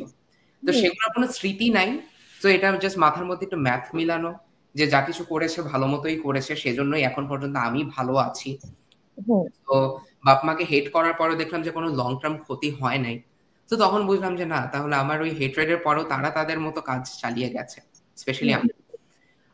বাবা তো ব্যস্ত থাকতো, অফিসে টফিসে থাকতো, তো সেখানে বাবার রোলটা হয়তোবা সবসময় ওভাবে বোঝা যায় না। এবং আমি স্পেশালি আমাকে কিছু কিছু ক্ষেত্রে আমি খুবই ডিপ্লোম্যাটিক অ্যান্সার দেওয়া পছন্দ করি না। এবং কেউ যদি বলে যে বাবার কন্ট্রিবিউশন বেশি নাকি মায়ের, সেখানে আমি নির্লজ্জের মতো মায়ের হুম। কথাই বলবো, কারণ বাস্তব ওটাই। হুম তো সেখানে আর কি আইডলাইজ করার জন্য আমার কাছে মানে যথেষ্ট পরিমাণে কারণ, এবং আমার আস্তে একটা জীবন আছে যেটাকে আমি এভিডেন্স হিসেবে ধরলে আর কি আম্মুকে আইডলাইজ করা সহজ হয়। হুম সেটার বাইরে আমি বলবো আমার ব্র্যাকের ফ্যাকাল্টি, আমার হুম যিনি থিসিস সুপারভাইজার ছিলেন উনি শিলতি সাবুর। হুম উনাকে দেখে আর কি মানে প্রথমত আমার সেলফ এস্টিম উনি অনেকটুকু উঁচা করে দিয়েছেন যে আমাকে দিয়ে কিছু হবে কিংবা পড়াশোনা পারবো।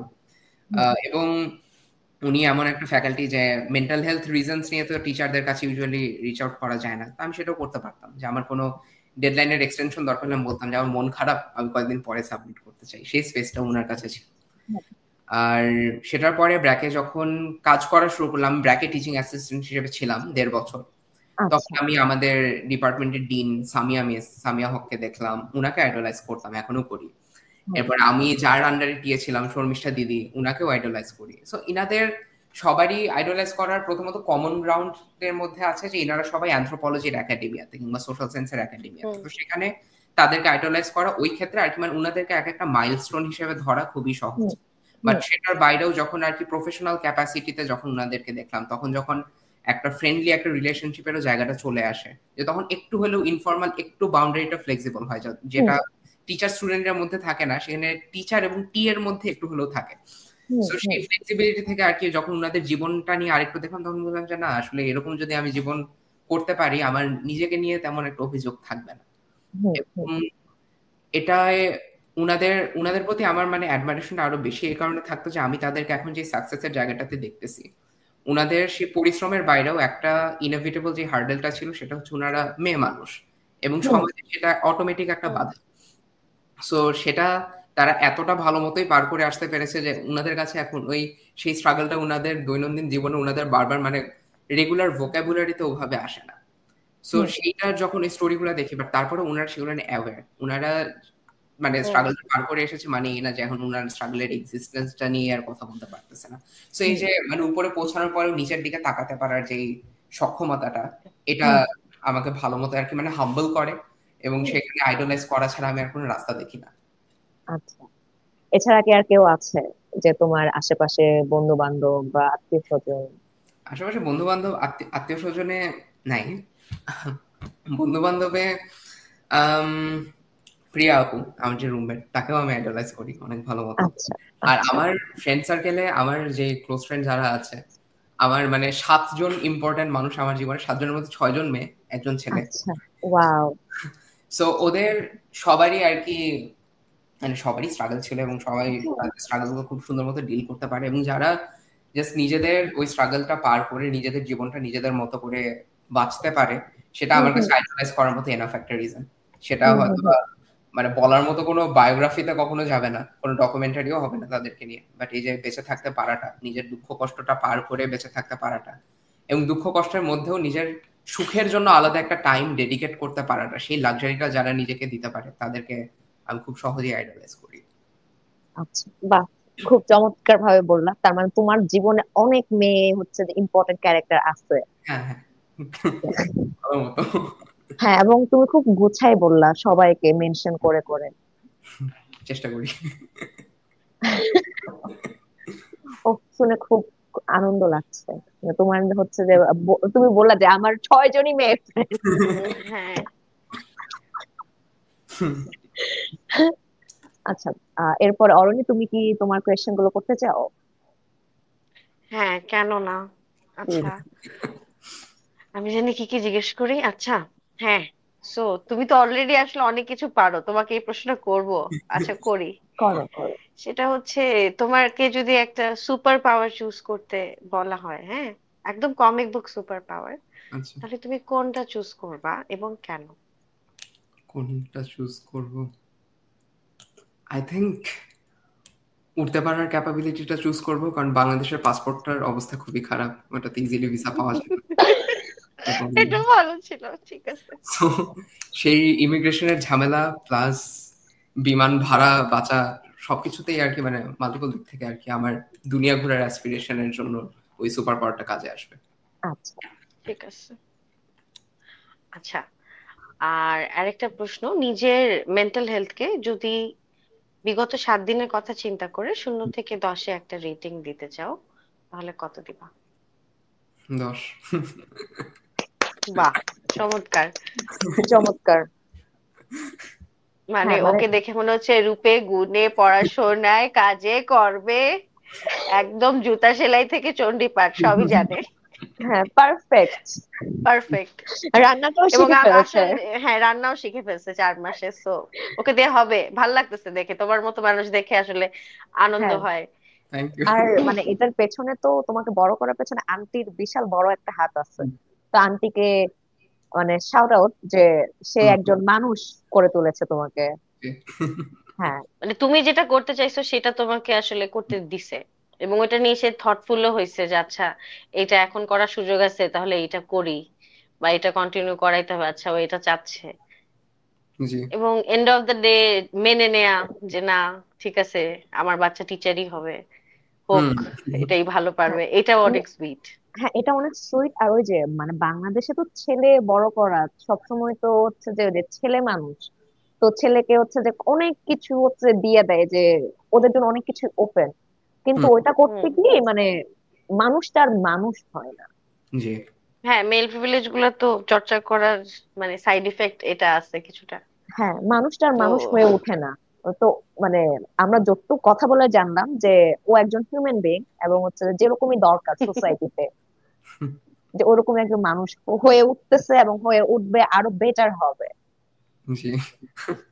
ইনফ্যাক্ট আমার আহ, যা মানে চিন্তাধারা, সেটারও সেটাও শেপ করার পিছনে আম্মুরই সবচেয়ে বড় হাত। হুম সবচেয়ে বড় মানে আই থিঙ্ক সবচেয়ে বড় এবং একমাত্র হাত। হুম যেমন আমার মানে এই ফেমিনিজম নিয়ে যা কিছু পড়াশোনা, যে হুম হুম নারীবাদী হয়ে ওঠা। যেমন হুম আম্মু কখনোই নিজেকে হয়তো ফেমিনিস্ট হিসেবে আইডেন্টিফাই করবে না, কিন্তু পরে আমি যখন আর কি মানে পড়াশোনা করলাম, যেমন এখন তো জেন্ডার নিয়ে পড়তেছি, so এখন ফেমিনিজম আরো বেশি পড়া লাগে। এখন তো বলার মতো একটু হলেও মানে হুম ডিগ্রি এখনো শেষ হয়নি, বাট তারপরেও একটু আগের চাইতে বেশি আর কি হুম পণ্ডিতে দেখানোর মতো জায়গাটা আছে। তো সেখানেও আর কি মানে নতুন করে আর কি মানে বুঝতে পারি যে এখন আমার যত রকমের এই ইগালিটেরিয়ানিজম রিলেটেড যত রকমের চিন্তাধারা, ফেমিনিজম নিয়ে যা কিছু চিন্তাধারা, সবকিছু আম্মুরই হাত ধরে আসা। কারণ হুম আম, মানে আর কি, যে আম্মু আমাকে যেরকমের লিটারেচারের প্রতি এক্সপোজ করেছে, কিংবা যেরকম গানের প্রতি, কিংবা যেরকম চিন্তাধারার প্রতি এক্সপোজ করেছে, কিংবা আম্মুর সাথে যেভাবে কথাবার্তা হয় জিনিসপাতিগুলো নিয়ে, এখন হুম নিয়ে রাজনীতি নিয়েও যখন মানে কথাবার্তা হয়, স্পেশালি মানে ফেমিনিস্ট পলিটিক্স নিয়ে যখন কথাবার্তা হয়, হয়তোবা আমাদের শব্দ চয়ন অনেক বেশি আলাদা থাকে। যে হুম যে আমি যত সহজে নিজেকে ফেমিনিস্ট বলে ফেলতে পারি, আম্মুর একটা নিজস্ব একটা অ্যাংজাইটি থাকে, কারণ তারা যেভাবে ফেমিনিজম হুম টার্মটাকে দেখেছে, আমরা একটা ডিফারেন্ট ভাবে দেখার সুযোগটা পেয়েছি। হুম তো সেটাও আর কি মানে যা বুঝলাম যে ফেমিনিজম বহু রূপে হয়, এবং সব হুম ফেমিনিজমের নামটা ফেমিনিজম দেওয়া হয় না, হুম এবং অনেকে হয়তো হুম ফেমিনিস্ট নামের বাইরে গিয়েও তাদের জীবনটা অনেক বেশি ফেমিনিস্টিক। হুম সো হুম এই জিনিসগুলো আম্মু ধরে বেঁধে না শেখালে, স্পেশালি জীবনটাকে ওভাবে দেখতে না শেখালে, কখনো হয়তো বা মাথা পর্যন্ত আসতো না, কারণ চারপাশে তো ঘটে অনেক কিছুই, মাথায় তো সবকিছু রেজিস্টার করা হয় না। সো সেটার জন্য ক্রেডিট গোস টু আম্মু, যে ওই দেখার চোখটা আছে, চোখের পাওয়ার কম, মানে মাইনাস পাওয়ার দিয়ে চলতে হয়, বাট অন্তত ক্রিটিক্যাল আইসটা এখন পর্যন্ত আছে। আচ্ছা তোমাকে আরেকটা সিরিয়াস প্রশ্ন করি। হুম। ধরো তোমার কাছে একদিনে হচ্ছে যে বাংলাদেশের ক্ষমতা দেয়া হলো, তো তুমি ওই একটা দিনে তুমি বাংলাদেশের কোন কোন পলিসি চেঞ্জ করবা বা করতে চাও? কোন কোন পলিসি? হুম। কঠিন প্রশ্ন, খুবই কঠিন প্রশ্ন, কারণ অনেকগুলো পলিসি। আই থিঙ্ক আমার মানে ইনস্ট্যান্টলি যেটা, যেহেতু আমি এখনো নিজে বাচ্চা, নিজে এখনো যেহেতু স্টুডেন্ট জায়গাতে আছি, তাই অথবা পুরা দেশ, আমি পুরা জনগণকে রিপ্রেজেন্ট করার মতো চোখ আমার পুরোপুরি আসবে না। আমি অটোমেটিক্যালি চিন্তা করলে আমার নিজের এজ ক্যাটাগরিতে, নিজের ক্লাস ক্যাটাগরিতেই চলে আসে। হুম সেখানে আমি হয়তোবা প্রথম যে জিনিসগুলো করব সেটা হয়তোবা ন্যাশনাল পলিসি হবে না, বাট আমি বাংলাদেশের এডুকেশন সিস্টেমটা চেঞ্জ করতাম। স্পেশালি যেভাবে সাবজেক্টের র্যাঙ্কিং গুলা করা হয় সেটা আমি চেঞ্জ করতাম। এবং অ্যাডমিশন টেস্টের সিস্টেমটা, মানে মাশাল্লাহ এত সুন্দর সিস্টেম কি আর, সেটা যতভাবে চেঞ্জ করা যায়, যেখানে একটা অন্তত মেরিটের জায়গায় যাতে মেরিটোক্রেসিটা থাকে, সেটা এনশোর করার জন্য যা কিছু করা দরকার আমি সেটা করতাম। আমি হয়তো পুরো দেশের দায়িত্ব শুরুতেই নিতাম না, আমি একটু শিক্ষা মন্ত্রণালয়ে আগে ঢুকতাম, কারণ না সেখানে না, এটা এটা তোমার হচ্ছে পুরাটাই ফ্যান্টাসি আর ম্যাজিক্যাল, যে তোমার কাছে পাওয়ারটা আছে, তুমি হুম কোন কোন ক্ষেত্রে ব্যবহার করবা? আমি ম্যাজিক পাইলেও আমি সেটা খুবই লজিক দিয়েই দেখার চেষ্টা করতাম। তো আমি আচ্ছা। একবার নিজের জায়গা থেকে বলছি, কারণ এত এত বড় দায়িত্ব দিলে, এত বড় ক্ষমতা দিলে, আই থিঙ্ক একটু ঠান্ডা মাথাতেই চিন্তা করা উচিত। সো মানে it sounds even more magical than like actually becoming a prime minister, কারণ পুরো দেশটা পেয়ে যাচ্ছি হাতের ডগায়। তো সেখানে আর কি মানে আমি সেখানে মূলত শিক্ষার দিকে আমি তাকাতে চাই এই কারণে, যে লোকজনকে ঠিকমতো শিক্ষিত করতে পারলে, লোকজনকে ক্রিটিক্যাল থিঙ্কিংটা শেখাতে পারলে, কিংবা ক্রিটিক্যাল থিঙ্কিং এর একটা জায়গা দিতে পারলে, সবাই যে পারে না তা না, আমরা সব চিন্তা নিয়ে কথা বলতে পারি না, যেটা হুম দেখতে সার্ফেস লেভেল থেকে হয়তো দেখতে এরকম লাগে যে এর তো কোনো ক্রিটিক্যাল থিঙ্কিং নাই। হুম অনেক সময় থিঙ্কিংটা থাকে, বাট দেশে আমরা যেরকম জায়গায় থাকি অনেকেই আমরা আমাদের গলা অনেক পছন্দ করি, সেটা আমরা চাই আমাদের ঘাড়ের উপরে থাকুক, সেজন্য অনেক সময় কথাগুলো মুখ দিয়ে বের হয় না। সো অন্তত এমন একটা জায়গা ক্রিয়েট করার চেষ্টা করতাম যেখানে লোকজন শিখতে পারবে, যেখানে লোকজন কথা বলতে পারবে, যেখানে লোকজন চিন্তা করতে পারবে। এবং সেরকম একটা জায়গা ক্রিয়েট হলে সবচেয়ে বড় লাভটা এটা হয় যে লোকজন একটা একতাবদ্ধ হওয়ার একটা জায়গা পায়, একটা ভ্যালিডেশন পায়। এবং হুম সেটা কি আমার কাছে মনে হয় যে তখন আমি পুরো ডেভেলপমেন্টের দায়িত্ব আমি নিজের হাতে নিচ্ছি না, জনগণের হাতে ঠিক মতোই ছেড়ে দিচ্ছি। সো তখন আমার কাছে মনে হয় যে ম্যাজিক্যাল ওই পাওয়ারটা পেলে এমন একটা জায়গা ক্রিয়েট করবো যেখানে সবার নিজস্ব একটা পাওয়ার থাকবে, যাতে তারা দেশটাকে অ্যাজ আ হোল ডেভেলপ করতে পারে। কারণ একা একা রাজা হওয়ার কোনো মজা নেই। যদি সবাই মিলে সবাই সবার কাজ করে এবং সেই কাজটা করার একটা জায়গা দেওয়া হয়, আই থিঙ্ক তখন একটা ওভারঅল একটা হলিস্টিক ডেভেলপমেন্ট সম্ভব। কিন্তু তুমি তো আর বাঙ্গুদের চিনো না, তুমি এটা এখন বলতেছো। বাংলাদেশ চিনি বলেই আর কি তখন আর কি মানে এটা এটা সম্ভব না, এটা সম্ভব না। আচ্ছা, সেকেন্ড সেকেন্ড কোনো পলিসি থাকলে বলো, যেটা চেঞ্জ করতে চাও। পলিসি। আই থিঙ্ক কিছু কিছু পলিসির মধ্যে আমি একটু রিফাইনমেন্ট আনানোর চেষ্টা করতাম, যে বাংলাদেশের কোটা সিস্টেম নিয়ে আর নাই বলি। বাংলাদেশের অনেক জায়গায় স্পেশালি আমি এটা নিয়ে ঘাটাঘাটি করছিলাম কোনো একটা আমার লিঙ্গুইস্টিক অ্যানথ্রোপোলজি কোর্সের জন্য, যে হ্যাঁ বাংলাদেশে এখনো যেভাবে বাঙালির একটা ডমিনেন্স যে এই পর্যন্ত চলে গেছে যে বাঙালির বাইরেও যে লোকজন আছে সেটা আমরা মাথার মধ্যে রেজিস্টার করতে পারি না। হুম, সো সেটার মধ্যে তো রাজনীতি চলে আসে, তাই হ্যাঁ রাজনীতি নিয়ে আপাতত কিছুই বলবো না, সেগুলো অফ রেকর্ডে বলবো। সো বাংলাদেশে যাতে সবার স্পেশালি মানে এডুকেশন সেক্টরে, ব্যাক টু এডুকেশন সেক্টর, যে সবাই যাতে পড়াশোনাটা করতে যেতে পারে। যেমন আমি বাংলাদেশের যেমন হিজড়া কমিউনিটির যদি কথা বলি, আমরা সবাই বলি যে হ্যাঁ তারা আমাদের হুম, সমাজের অংশ, তাদেরকে হুম, একটা লিগাল রাইট দেওয়া হয়েছে, তারা সিটিজেন হতে পারে, ভালো কথা। হুম, সেকেন্ডে আরেকটা অংশ কারা, যারা হচ্ছে হুইল চেয়ার রিডেন কিংবা যারা হুম, বিভিন্নভাবে বিকলাঙ্গ কিংবা ইন্ডিজিনাস কমিউনিটির। সো সেখানে আমি যখন মানে চিন্তা করলাম যে হ্যাঁ এদেরকে সবাইকে আমরা সম্মান দিচ্ছি, বাট আমি যখন ব্র্যাক ইউনিভার্সিটির দিকে তাকাই কিংবা অন্য ভার্সিটির দিকে তাকাই, হুম। আমার চোখে হুইল চেয়ারের মানুষ ছিল একজন। এমন তো না যে বাংলাদেশে জাস্ট হুইল চেয়ারে একজন চলতেছে, সংখ্যাটা না অনেক। হুম। সো এদেরকে আমরা রাইটস দিলাম, ভালো কথা। ব্র্যাকে আমি একটা হিজড়া কমিউনিটির মানুষ দেখি নাই, কিংবা কোনো ইউনিভার্সিটিতে একটা হিজড়া মানুষকে দেখলে সেটা আমিও দেখি নাই। হেডলাইন হয়ে যায়। সো ভাবলাম এরা নাগরিক হইলো, এরা কোথায়? মানে এদেরকে তো সকল মানবাধিকার দেওয়ার কথা, বাট হুম, এই মানবাধিকারের এই সেক্টরটাতে আমি যেখানে আছি সেখানে আমি এদের চেহারা দেখি না। সেখানে সেই ব্যাক টু বাঙালি হিন্দু মুসলিম যারা আছে সেখানে। হুম। সো সেটা এনশিওর করার জন্য আরো কোনো ধাক্কাধাক্কির পলিসি করা যাবে কিনা আমি সেটা জানি না, বাট এটা নিয়ে আমি একটু কেয়ারফুল থাকবো যে লোকজনকে নাগরিক অধিকারটা জাস্ট কাগজ কলম পর্যন্ত দেওয়াটা এনাফ না। না পরে সেটা মানে রিয়েল পলিটিক্যাল ওয়ার্ল্ডে সুযোগটা তৈরি করে দিতে হবে যে ওখানে যেন সে যেতে একটু পারে। দেখার জন্য আই থিঙ্ক সেখানে আমি সেই মেজার করার জন্য কিছু ইন্ডিকেটরস নিয়ে আমি একটা পলিসি ক্রিয়েট করার চেষ্টা করতাম, যেটাকে অ্যাকচুয়ালি একটা প্রায়োরিটি বানানো, যে দেশটা যে সবার, সবাইকে যাতে দেশটা দেয়া হয়। কারণ মুখে বলতে পারতেছি দেশটা সবার, বাট যখন দেখতেছি দেশটা অ্যাকচুয়ালি সবার না। হ্যাঁ, তুমি এই যে হুইল চেয়ার, এইটাই। মানে লোকজন যারা হুইল চেয়ারে চলাফেরা করে, তুমি বিদেশে দেখো যে সব বাস থেকে শুরু করে এভরিথিং হচ্ছে যে মানে এটা হুইল চেয়ার বান্ধব। কিন্তু Right. বাংলাদেশে কোন গাড়িটা আছে, পাবলিক ট্রান্সপোর্ট কোনটা আছে, বা হচ্ছে যে কোন অফিস আদালতে হচ্ছে তোমার করে রাখতেছে, শপিং মলে করে রাখতেছে, মানে এগুলো তো চিন্তা করে না কেউ। Right. হ্যাঁ, তো হ্যাঁ, শুধু স্বাভাবিক মানুষের স্কুলগুলার জন্য চিন্তা তুমি করে। অন্য স্কুল, জায়গা বাদ দাও, স্কুল কলেজ স্কুলগুলার থেকে কথা শুরু করে, চিন্তা ও করো মাই গড। সাধারণভাবে। হ্যাঁ, ভয়ানক। ওকে, আর কোনো পলিসি চেঞ্জ করতে চাও? পারলে তো আসলে পুরো দেশটা একেবারে জিরো থেকে নিজের মতো করতে চাইতাম পুরা, but সেটা সম্ভব না। মানে আমি আবার সাপনিক জিনিসপাতি নিয়ে কথাবার্তা কম বলতে পারি, বাট হ্যাঁ আচ্ছা লজিক্যাল লেভেলে হ্যাঁ দিস আর দ্য থিংস আমি হয়তো আবার শুরুতেই ফোকাস করতাম। আচ্ছা, ওয়াও। এরপরে হচ্ছে, আচ্ছা তোমার আমাদের এই নবনূরে এসে কেমন লাগতেছে এতক্ষণ ধরে, 1 ঘন্টা? খুবই মজা লাগতেছে, খুবই। আমার এই সেমিস্টার শেষ হলো তো 2 দিন আগে। হ্যাঁ, So, আমি এর মধ্যে আর কি মানে খুব চাচ্ছিলাম যে একটু নতুন মানুষজনের সাথে কথা বলবো এখানে। স্পেশালি আপনাকে তো আমার অনেক ভালো লাগে, মানে ও খুবই ওয়াও। ভালো লাগে। সো প্লাস আমার অনেক ফ্রেন্ডরাও আর কি আপনাকে নিয়ে পাগল। সো এখন সেখানেও আমি আমার নিজের একটা হায়ার স্ট্যাটাস পেয়ে গেছি, যে আপনার সাথে আমার এভাবে একটা কথা বলার সুযোগ হলো। তো সেই দিক থেকে মানে আপনার সাথে আপনাকে ভাল লাগতো, সেই এক্সিস্টিং অ্যাডমাইরেশন তো ছিল।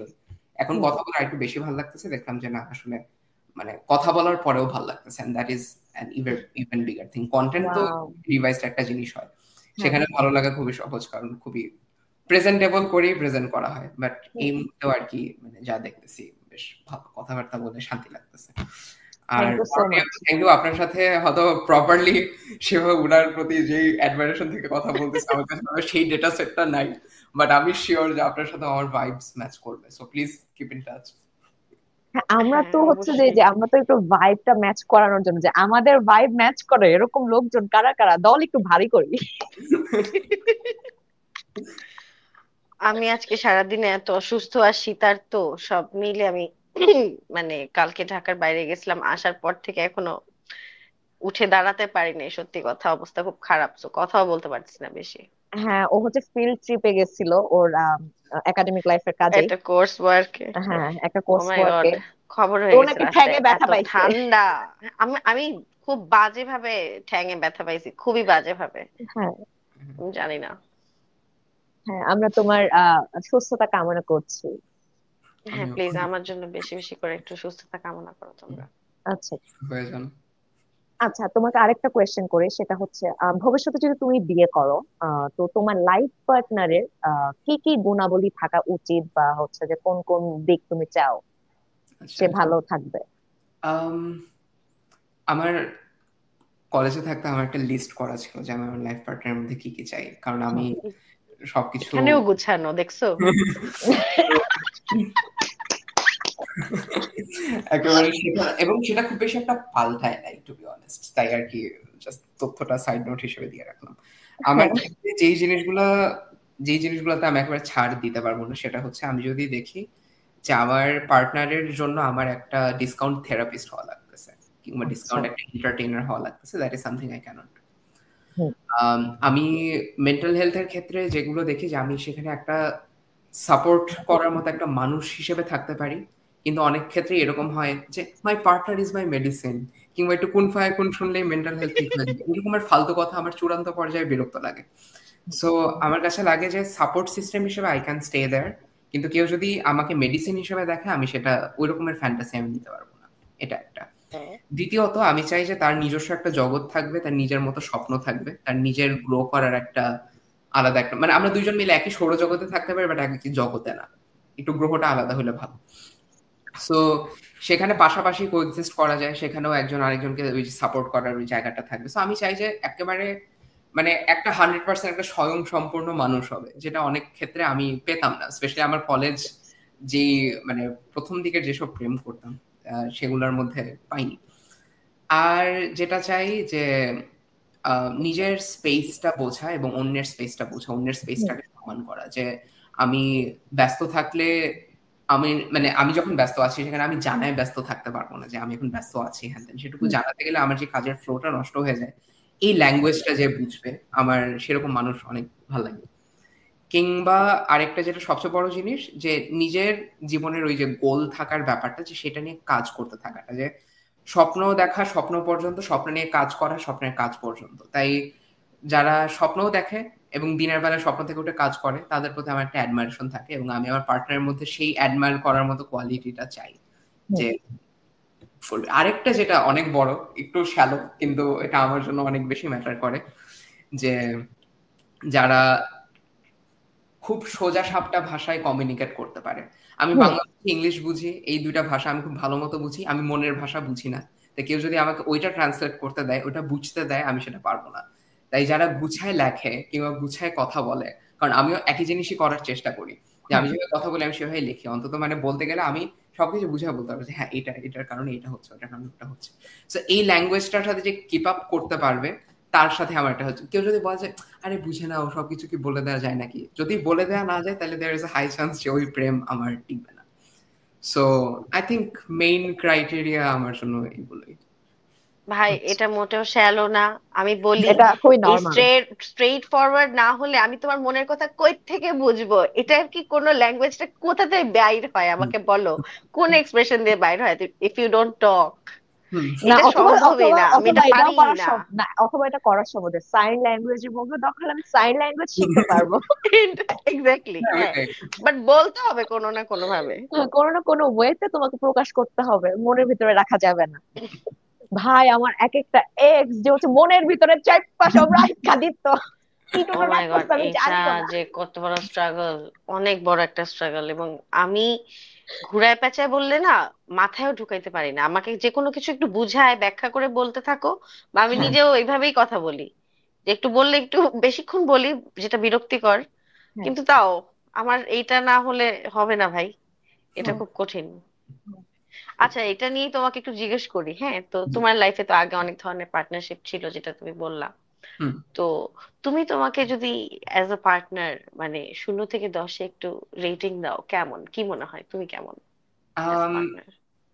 যার আমার মতো ক্রাইটেরিয়া থাকবে, যে আমার মতো মানুষ চাই, তার কাছে আমি 10/10 থাকবো, এটুকু আমি শিওর। কিন্তু আমার অভিজ্ঞতার উপরে ভিত্তি করে আমি আমার মতো মানুষকে ডেট করার সৌভাগ্য আমার হয় নাই, সেই জায়গায় আমি 4-5-এর বেশি পাওয়ার কথা না। কিন্তু তোমার তোমার নিজেকে তুমি কত দিবা, যে তুমি ওই মানুষটার সাথে ছিলা, তুমি একটু এফোর্ট করছো, তো তুমি হচ্ছে নিজেকে কত দিবা? আই থিঙ্ক আমি নিজেকে ওখানে, আচ্ছা আমি নিজেকে দিলে সেখানে তো একটু নিজস্ব বায়াস থাকবেই, তো হ্যাঁ সেখানে অবশ্যই। সেখানে আমি হুম। 7 কিংবা 8 দিতাম। ওকে, আমি খুব নিজেকে বেশি 10, আমি না নিজেকে দেওয়ার সবসময় 10-এ 10 দিব। আমি নিজেকে আমিও 10 অ্যাজ আ পার্টনার নিজেকে 10-এ 11 দিব। হ্যাঁ।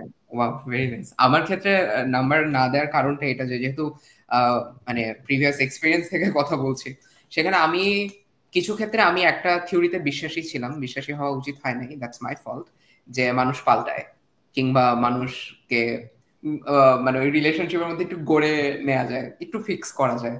তো সেটা যেহেতু আমি এককালে স্বপ্ন দেখেছিলাম, সেই দোষের কারণে আর কি আই থিঙ্ক এই 2 মার্কস জরিমানা দেয়াই যায়। কারণ আমি ভাবতাম যে না এখন মিলতেছে না, একটা সময় গিয়ে মিলবে, একটা সময় গিয়ে একটা কমন গ্রাউন্ডে আসবো। তো তখন I was 17-18, so I guess সেই বয়সে ভুল করাটা স্বাভাবিক, বাট স্বাভাবিক। বাট ভুল করলেও আই থিঙ্ক একটু ভুলের মাসুল দিতে হয়, যেটা পরে দিতে হয়েছিল, বাট ইটস ফাইন। হ্যাঁ, এই যে মানে মানুষটা মনে হয় চেঞ্জ হবে, বা আমরা মনে হয় একই ঘরানার হয়ে যেতে পারবো, আমাদের মেন্টালিটি বা ম্যাচ করবে, আমাদের ভাইব ম্যাচ করবে একটা পর্যায়ে গিয়ে। মানে ওই পর্যায়টা দেখতে দেখতে 1-2 বছর পার হয়ে যায়, হ্যাঁ, যে তাও একটা টাইমে গিয়ে হচ্ছে যে হয় না, পরে ব্রেকআপ, যে West of time, West of energy, West of money, মানে ওয়েস্ট অফ এভরিথিং। রাইট। তো ওইটাই যে ভাইব যদি ম্যাচ না করে, আমি যেই মানুষটার সাথে আমার ভাইব ম্যাচ করতেছে না, আমার ওই মানুষটার সাথে সম্পর্কে যাওয়ার দরকার নেই। হুম। যে এই জিনিসটা হ্যাঁ, রিয়েলাইজ করতে করতে জীবনের 20টা বছর চলে যায় বা আরো বেশি। এটা 7 দিনেই ডিটেক্ট করা সম্ভব যে না। ভাইব ম্যাচ করতেছে কিনা। হ্যাঁ হ্যাঁ, হ্যাঁ, করতেছেন না। না এরপরে দরকারই নাই ওখানে আর ডিপ হওয়ার, কোনো দরকার নেই আমি না, মনে করি। কিন্তু আরেকটা আরেকটা ব্যাপার আছে, যে আরেকটা ঝামেলা আমি দেখছি, সেটা হচ্ছে যে কিছু মানুষ থাকে না যে অনেক হিপোক্রেট, তাদের মধ্যে অনেক হিপোক্রেসি বসবাস করে। হুম। তোমার সামনে দেখাবে হি ইজ ভেরি কুল, আমাদের ভাইব খুব Yeah. ম্যাচ করছে, তো আমি ওইটাকে ডিটেক্ট করবো কিভাবে?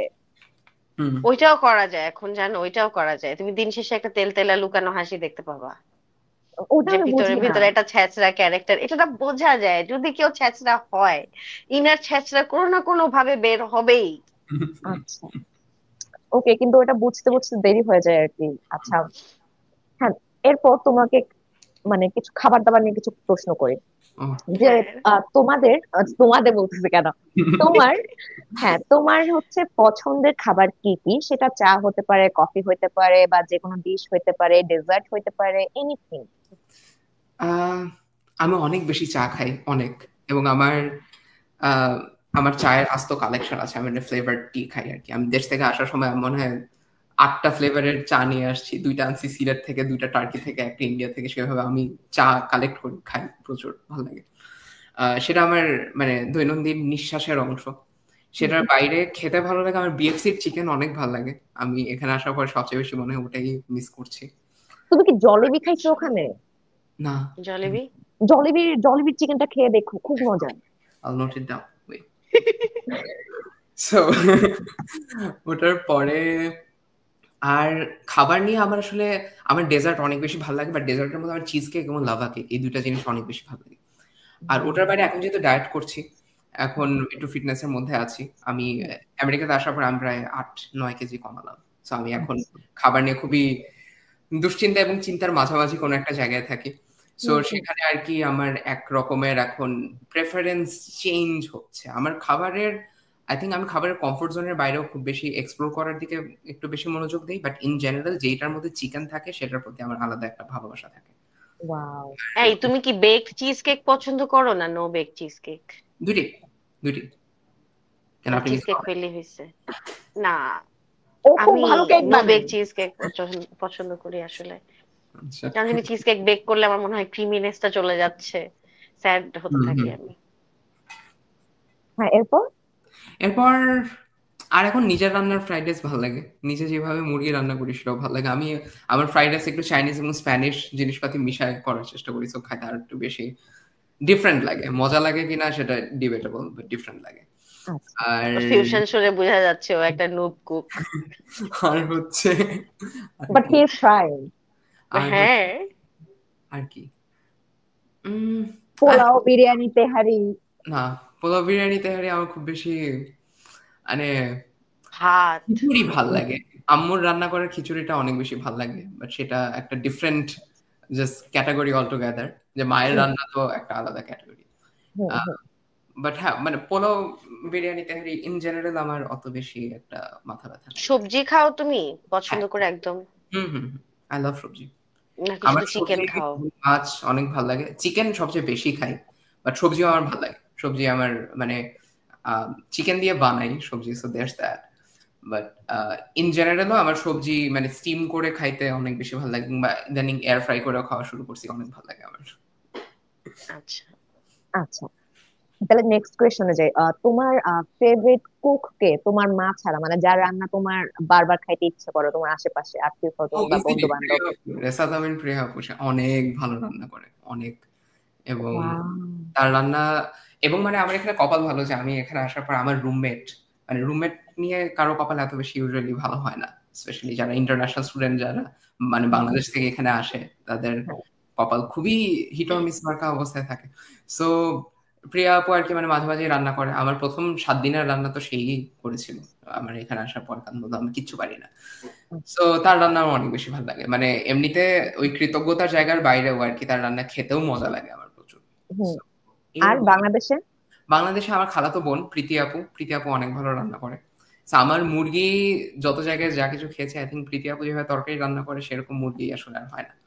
এবং উনি আচ্ছা। এটা কি দিয়ে করে আমি জানি না, আমার জানার আগ্রহ হয়নি, কারণ তখন তো আমি মানে তখন তো মানে শুধু বাংলাদেশি খেতাম, privileged রান্না পুরুষ করতাম মানুষ। না। কখনো আমার ইন্টারেস্টে জাগে নাই যে আমি প্রশ্নটা করব যে কি দিয়ে রান্না করেছেন।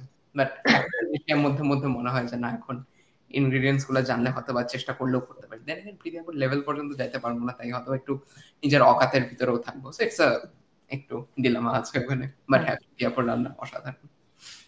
আর কেউ আছে?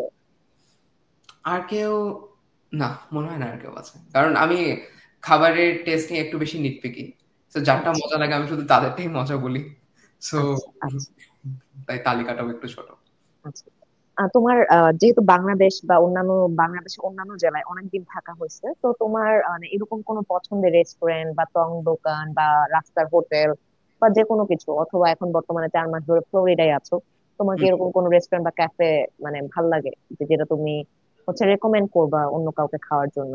আম ফ্লোরিডাতে আমি এখানে যেখানে আছি, আমি তো বোকা র্যাটন সিটিতে। এখানে রিকমেন্ড মানে এটা রিকমেন্ডেশন দেওয়ার মতো না, বাট আমি ওখানে খুবই ফ্রিকোয়েন্টলি যাই। একটা সাবওয়ে, হুম সাবওয়ের হুম। স্যান্ডউইচ আমার অনেক ভালো লাগে, but it's subway, so everybody knows subway, so এটা আলাদা কোনো সিগনিফিকেন্স নাই এটা রিকমেন্ড করার। বাট ঢাকার ক্ষেত্রে আমার মানে সিক্রেট রেসিপি, নর্থ এন্ড, ওই সব জিনিসপাতি বাদ দিয়ে সিএলও একটা আছে রুফটপ রেস্টুরেন্ট, ওইটা আমার খুবই পছন্দ। সেখানে আমি ওদের রাইস প্ল্যাটারটা আমি খেতাম, ওদের ওখানে 3টা মনে রাইস প্ল্যাটার আছে, 3টাই আমার খুবই পছন্দ। ওটার বাইরে আরেকটা আছে কলা বাগানে, কফি বাজ ওটার হুম নাম, এবং সেখানের পাস্তা আমার অনেক ভালো লাগতো। ওখানে আমি মাঝে মাঝে যেতাম, এবং ওটা আমি বেশিরভাগ সময় ফাঁকাই পেতাম।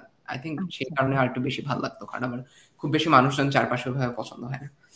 সো হুম সেখানে আর কি ওই ওখানের ভাইবসটাও ভালো, খাবারের কোয়ালিটিও ভালো। আর ওটার বাইরে বিএফসি তো সবাইকে গণহারেই রিকমেন্ড করি, সেটা মানে ওটা আলাদা করে রিকমেন্ড করার বা না করার কিছু নাই। আর ঢাকার বাইরে যখন ছিলাম, তখন যেহেতু বাচ্চা ছিলাম, তাই নিজে নিজে ওই রেস্টুরেন্ট এক্সপ্লোর করার সুযোগটা হয়নি। তো আচ্ছা বাসায় হয়তোবা আনা হয়তো, কিন্তু কোনটা কোনখান থেকে আনা হচ্ছে আমি জানতাম না, জাস্ট আচ্ছা ফোকাসড অন ইটিং ইট।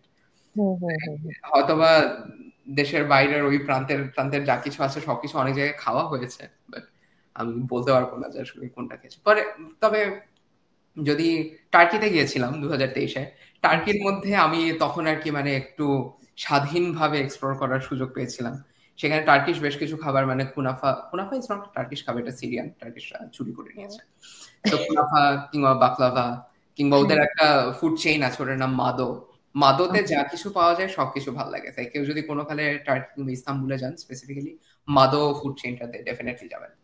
আর আচ্ছা ঢাকা নিয়ে আসলে আর কিছু বলার নেই আমার, ঢাকায় আচ্ছা। সবই একই। তোমার ঢাকায় এরকম কোনো দোকান নাই যে যে দোকানে চা খাইতে তোমার খুব ভালো লাগে? চা আমি নিজের বানানো চায়ের বাইরে কারো চা ওভাবে ভরসা করি না। আচ্ছা তুমি কি শুধু মানে হচ্ছে যে বিভিন্ন ফ্লেভার টি খাও নাকি দুধ চাও বানাইতে পারো? দুধ চা বানাইতে পারি, বাট আমি ল্যাকটোজ ইনটলারেন্ট, তাই আমি নিজে আচ্ছা দুধ চা খাই না। বাট আমি যতবার বানিয়েছি লোকজন যতবারই খেয়েছে তারা বলেছে ভালো লেগেছে। So, আমি দুধ চা ভালো বানাতে পারি, বাট ওয়াও ওয়াও নিজে গ্রেট। বলতে পারতেছি না আসলে। আর তুমি অনেক গুণী। আর তোমার তো হচ্ছে দেশ বিদেশ মানে ঘুরতে ভাল লাগে তাই না? হুম হুম, অনেক। তো তোমার মানে ভবিষ্যতে কোথায় যাওয়ার প্ল্যান আছে বা কোন কোন দেশে ঘুরতে চাও? ভবিষ্যতে আমার কানাডা যাওয়ার প্ল্যান আছে এই সামনের সামারে। হ্যাঁ, চলে আসবো। চলে আসো চলে আসো। হ্যাঁ, অবশ্যই। আর আমি আমি ইন্ডিয়া গেছি ৪ বার, বাট আই থিংক আমি ইন্ডিয়ার মানে কলকাতার বাইরে আমার যাওয়া হয়নি। কলকাতার বাইরে বলতে শুধু শান্তিনিকেতন যাওয়া হয়েছে। সো আমি ইন্ডিয়াটা দেখতে চাই আরেকটু ভালো মতো। আমার ওদিকে ইউরোপ, পুরো ইউরোপই ঘোরার ইচ্ছে। ইউরোপ নিয়ে আমার স্পেসিফিক কোনো জিনিসপাতি মাথায় নাই। যেগুলো মাথায় ছিল সেগুলো ঘোরা শেষ। যেমন আমার ইচ্ছা ছিল, আমি ছোটবেলা থেকে শেক্সপিয়ারের বই পড়ে বড় হয়েছি অনেকটুকুই। তো আমার ইচ্ছা ছিল শেক্সপিয়ারের বাড়িতে যাব। সো আমার প্রথম বিদেশ ভ্রমণ ছিল ইংল্যান্ডে, এবং আমার প্রথম ওখানে আমি বেড়াতেই গেছি শেক্সপিয়ারের বাড়িতে। সো সেটা ওয়াও আমার অলরেডি ওই ফিলিংসটা আমি পেয়ে ফেলেছি, এবং আমি চাই না আমি সেকেন্ড টাইম শেক্সপিয়ারের বাড়িতে যাই। আমি বাচ্চাকালে যেটুকু দেখেছি আমি তত ওই ওই রোমান্টিক জায়গাটাতেই আটকে থাকতে চাই। আমার হ্যাঁ কোনো ডিকনস্ট্রাকশনের দরকার নেই আমার ওই হ্যাঁ। ছোটবেলার ওই ইমেজের। তাই ছোটবেলায় যেগুলো ঘুরেছি সেগুলোতে না আমার সেকেন্ড টাইম যাওয়ার ইচ্ছা নেই। এই জন্য আমি জার্মানি পোল্যান্ডও বাদ দিয়ে দিব, সেগুলো আমি আচ্ছা ছোটবেলায় গিয়েছিলাম। সেটার বাইরে ঘোরার মতো আমার আসলে রাস্তাঘাটের কর্নার টর্নার অনেক ভাল লাগে। আমি যে জায়গায় যাই নাই সেই জায়গায় আমার হচ্ছে ট্রাভেলের বাকেট লিস্ট। সো আচ্ছা সেটা একেবারে বলার মতো একটা স্পেসিফিক জায়গা হতে হবে ব্যাপারটা সেরকম না, কারণ আমার একেবারে গ্রাসরুট লেভেল পর্যন্ত চলে যেতে ভাল লাগে, সেখানে লোকজনের সাথে কথা বলতে ভাল লাগে। হুম So, আমার কাছে হিসাবটা তখন এরকম হয়ে দাঁড়ায় যে প্লেসের চাইতে পিপলটা আমার জন্য বেশি ম্যাটার করা আচ্ছা শুরু করে। সো এই জন্য যেখানে গিয়ে নতুন মানুষ পাবো, অদেখা জায়গা পাবো, আমার জন্য ইটস ফাইন। তবে আম, কানাডা যেমন ঘুরতে যেতে চাই, কানাডার মধ্যে মন্ট্রিল দেখার ইচ্ছা, ক্যালগারি দেখার ইচ্ছা। বাট ওগুলো যখন চিন্তা করে দেখলাম যে আসলে ওখানে আমার ফ্রেন্ড আছে বলেই আমি এই দেশটা নিয়ে ওইভাবে চিন্তা করতে পারতেছি। আদারওয়াইজ জাস্ট একটা সুন্দর জায়গার জন্য আমার সেরকম একটা আবেগ তেমন একটা কাজ করে না, মানুষের দরকার পড়ে আমার। তাহলে তুমি নেক্সট ইয়ার যদি ক্যালগারি আসো তুমি স্ট্যাম্পিডের টাইমটাই আসো। ওই টাইমে হচ্ছে বিভিন্ন হচ্ছে যে সিটি থেকে লোকজন আসে। সেটা তো বলতে এটা হচ্ছে যে জুলাইয়ের দিকে হয়, আমি সামারে। ক্যালেন্ডারে লিখে রাখতেছি তাহলে। হ্যাঁ হ্যাঁ এটা জুলাইয়ে হয় মানে 1-2 তারিখের পর থেকে শুরু হয় আর কি, মানে কিন্তু জুলাইয়ে হয় মাস। হুম। এবং হচ্ছে এই স্ট্যাম্পিডের টাইমে হচ্ছে প্রায় মানে পুরা ওয়ার্ল্ড থেকে লোকজন আসার চেষ্টা করে আর কি, যারা যারা পারে বা যারা যারা জানে। তো আর কি আর সামারে মানে ও হ্যাঁ ওয়ার্ল্ডস লার্জেস্ট হচ্ছে যে কাউবয় শো স্ট্যাম্পিড, এটা হচ্ছে জুলাইয়ে হয়। তো তোমার অনেক লোকজন আসে, তো তোমার ভাল লাগবে যেহেতু তুমি বলতেছো যে নতুন লোকজন তোমার হুম ভাল হুম, লাগে। এবং রাতের ভাইবটাও খুব সুন্দর, এখানে রাত 2টা 3টা পর্যন্ত মেট্রোতে লোকজন আসা যাওয়া করতেছে। জি জি। তোমার খুব ভালো লাগবে, তো আমি রেকমেন্ড করবো তুমি জুলাইয়ে আসো আসো। আর আমি তো আছি। হুম হুম, আপনি তো আছেনই। হ্যাঁ হ্যাঁ হ্যাঁ। আর হচ্ছে আমি আমি হচ্ছে যে গ্যারান্টি দিতে পারতেছি না ওই টাইমে আমি এই বাসায় থাকবো কিনা, কিন্তু ওই টাইমে যদি আমি এই বাসায় থাকি তাহলে বলবো যে হচ্ছে আমার বাসায় স্টে ওভার করতে পারবা, কোনো অসুবিধা নাই। Thank you. হ্যাঁ কিন্তু আমি জানি না আমি এই বাসায় থাকবো কিনা। হ্যাঁ এই আর কি। আর যোগাযোগ করে যাবে, ও যে গুছানো মানুষ, ও তোমাকে হ্যাঁ 5 মাস আগে টিকিট কেটে বলবে আমি তো টিকিট কাটছি। হ্যাঁ। হ্যাঁ আর তোমার সাথে কথা বলে বা আড্ডা দিয়ে 1.5 ঘন্টা মানে খুবই ভালো লাগলো, অনেক কিছু জানতে পারলাম তোমার সম্পর্কে। আর এত সুন্দর গুছায় কথা বলো, মনে হচ্ছে যে আড্ডাটা শেষ না করি, কিন্তু আমার শেষ করে অফিস যাইতে হবে। It's fine, কোনো সমস্যা নেই। হ্যাঁ হ্যাঁ হ্যাঁ এই আর কি। তো অরণি তুমি কি চলে গেছো? না, আমি আছি, 1 মিনিট, আমার না একটা খুবই জরুরি টেক্সট আসছে।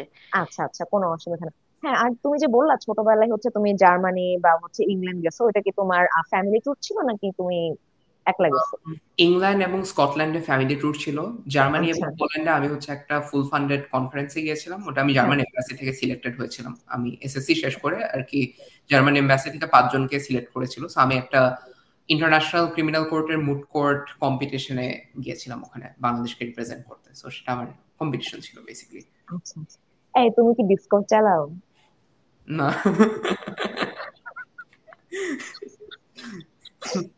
আচ্ছা। ডিসকর্ড আমার খুবই মানে ডিসকর্ডে ঢুকলে আমার নিজেকে খুবই টেকনোলজিক্যালি চ্যালেঞ্জ লাগা শুরু করে, আমি জানি না কেন। না, কিন্তু ডিসকর্ড চালানো উচিত তো, ডিসকর্ড চালাও, ডিসকর্ড ইজ তোমার ফান। তোমার কোনো কিছুতে চ্যালেঞ্জ লাগে ভাই? প্লিজ, এটা কোনো কথাই হইতে পারে না আমি তোমার আমি জন্য। তোমাকে হচ্ছে যে ডিসকর্ডের একটা গ্রুপের হচ্ছে লিংক পাঠাবো, ওখানে জয়েন করবো, মজা পাবা। পাঠিয়ে দিয়ে একটু এই মজা আর- লাগবে। হ্যাঁ, মজা পাবা। ওই যে আমরা বলি না যে হচ্ছে যে ভাইব ম্যাচ করা বা আমাদের হচ্ছে যে মানে কথাবার্তা বলে আরাম লাগবে, ওইরকম একটা মানে কি বলবো যে রুম। রুম, হ্যাঁ ওরকম একটা রুম বা ওরকম একটা ভাইব পাওয়া, তো ওটাই পারফেক্ট, যে ওখানে ইউ আর সেফ বা হুম, আমি সেফ, আমি হচ্ছে কথা বলতে পারতেছি, বা যারা আছে আমরা কেউ কাউকে চিনি না, বাট আমরা কথা বলতে পারতেছি, তাহলে তো ঢোকাই লাগবে। হুম। হ্যাঁ। তো এই জন্য রেকমেন্ড করলাম, এই জন্য জিজ্ঞেস করছে তুমি কি ডিসকর্ড চালাও। হ্যাঁ। তো আজকের মতো আমরা এখানে বিদায় নিই। আর তোমাকে অনেক ধন্যবাদ সমুদ্র। আর তোমাকে যে রেকমেন্ড করছে আমাদের বন্ধু রাতুল খালিদ, তাকেও খুব ধন্যবাদ। হ্যাঁ। হ্যাঁ। তো এই আর কি, যে তোমার মতো একজন চমৎকার মানুষের সাথে আমরা আজকে কথা বলতে পারলাম, এবং দেখতে দেখতে প্রায় 1.5 ঘন্টা হয়ে যাচ্ছে, আমাদের কথা শেষ হচ্ছে না। হ্যাঁ। হ্যাঁ, আরো এত সুন্দর করে কথা বলে, ও তো আমাদের দর্শক শ্রোতাদের কি বলবো, হাসি দিয়ে পটায় ফেলছে, এটাই বলতে হবে আসলে। হ্যাঁ। যদিও বা হচ্ছে আমাদের ম্যাক্সিমাম হচ্ছে যে লিসনার্স হচ্ছে যে ওই যে অডিও প্ল্যাটফর্মে, জি। কিন্তু মানে যারা দেখতে চায় তারা ইউটিউবে মাসে কে হচ্ছে দেখে নিল। আচ্ছা। আরে, মানে অডিও প্ল্যাটফর্মে এই ভয়েস শুনলে তাতেই হয়েছে যা হওয়ার, সে আচ্ছা যেই আচ্ছা শুনুক। আর আচ্ছা আচ্ছা। হ্যাঁ, মাসে তুমি ফাইনাল একটা স্পিচ দিয়ে নাও। Final speech. বিদায় স্পিচ। বিদায় স্পিচ তো কঠিন। আহ, যেতে নাই দিব ভাই, তোকে যেতে দিতে হয়। I can sing a Bidai song for you. So, of course, হ্যাঁ, please please. Please. then Bidai speech. খুবই ছোট করে গাবো যেহেতু আপনার অফিসে দৌড় দেওয়া লাগবে। অসুবিধা নেই, তুমি বড় করে গাইলেও আমার কোনো আপত্তি নেই। হবে, ঠিক আছে। हम्म, हम्म, तुम ही सोचो जरा, क्यों न रोके तुम्हें, जान जाती है जब उठ के जाते हो तुम, जान जाती है जब उठ के जाते हो तुमको अपनी कसम जाने जा, बात इतनी मेरी मान लो, आज जाने की जिद ना करो,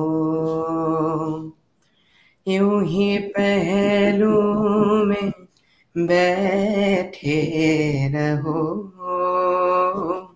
यूं ही पहलू में बैठे रहो, आज जाने की जिद ना करो, हाय मर जाएंगे हम तो लुट जाएंगे, हाय मर जाएंगे हम तो लुट जाएंगे, ऐसी बातें किया ना करो आज जाने की जिद ना करो आज जाने की जिद ना करो. Thank you. Thank you. It was sweet. It was amazing. Thank you. Thank you so much যে এত সুন্দর গলায় আমাদেরকে একটা বিদায়ী গান শোনানোর জন্য। অবশ্যই। হ্যাঁ, এই গানের পর কথা বাড়াইলে আসলে ভাল লাগবে না, আমাদের এখানেই বিদায় নিচ্ছি আমরা। আমাদের এখানে লাইভটা কেটে দেওয়া উচিত। হ্যাঁ, আজকের মতো আমরা যাই। জি, গুড নাইট সবাইকে, গুড অথবা গুড নাইট। মর্নিং, তোমরা তো গুড বিদেশি মর্নিং। লোকজন, সো হ্যাঁ, ওকে, ওকে। বাই।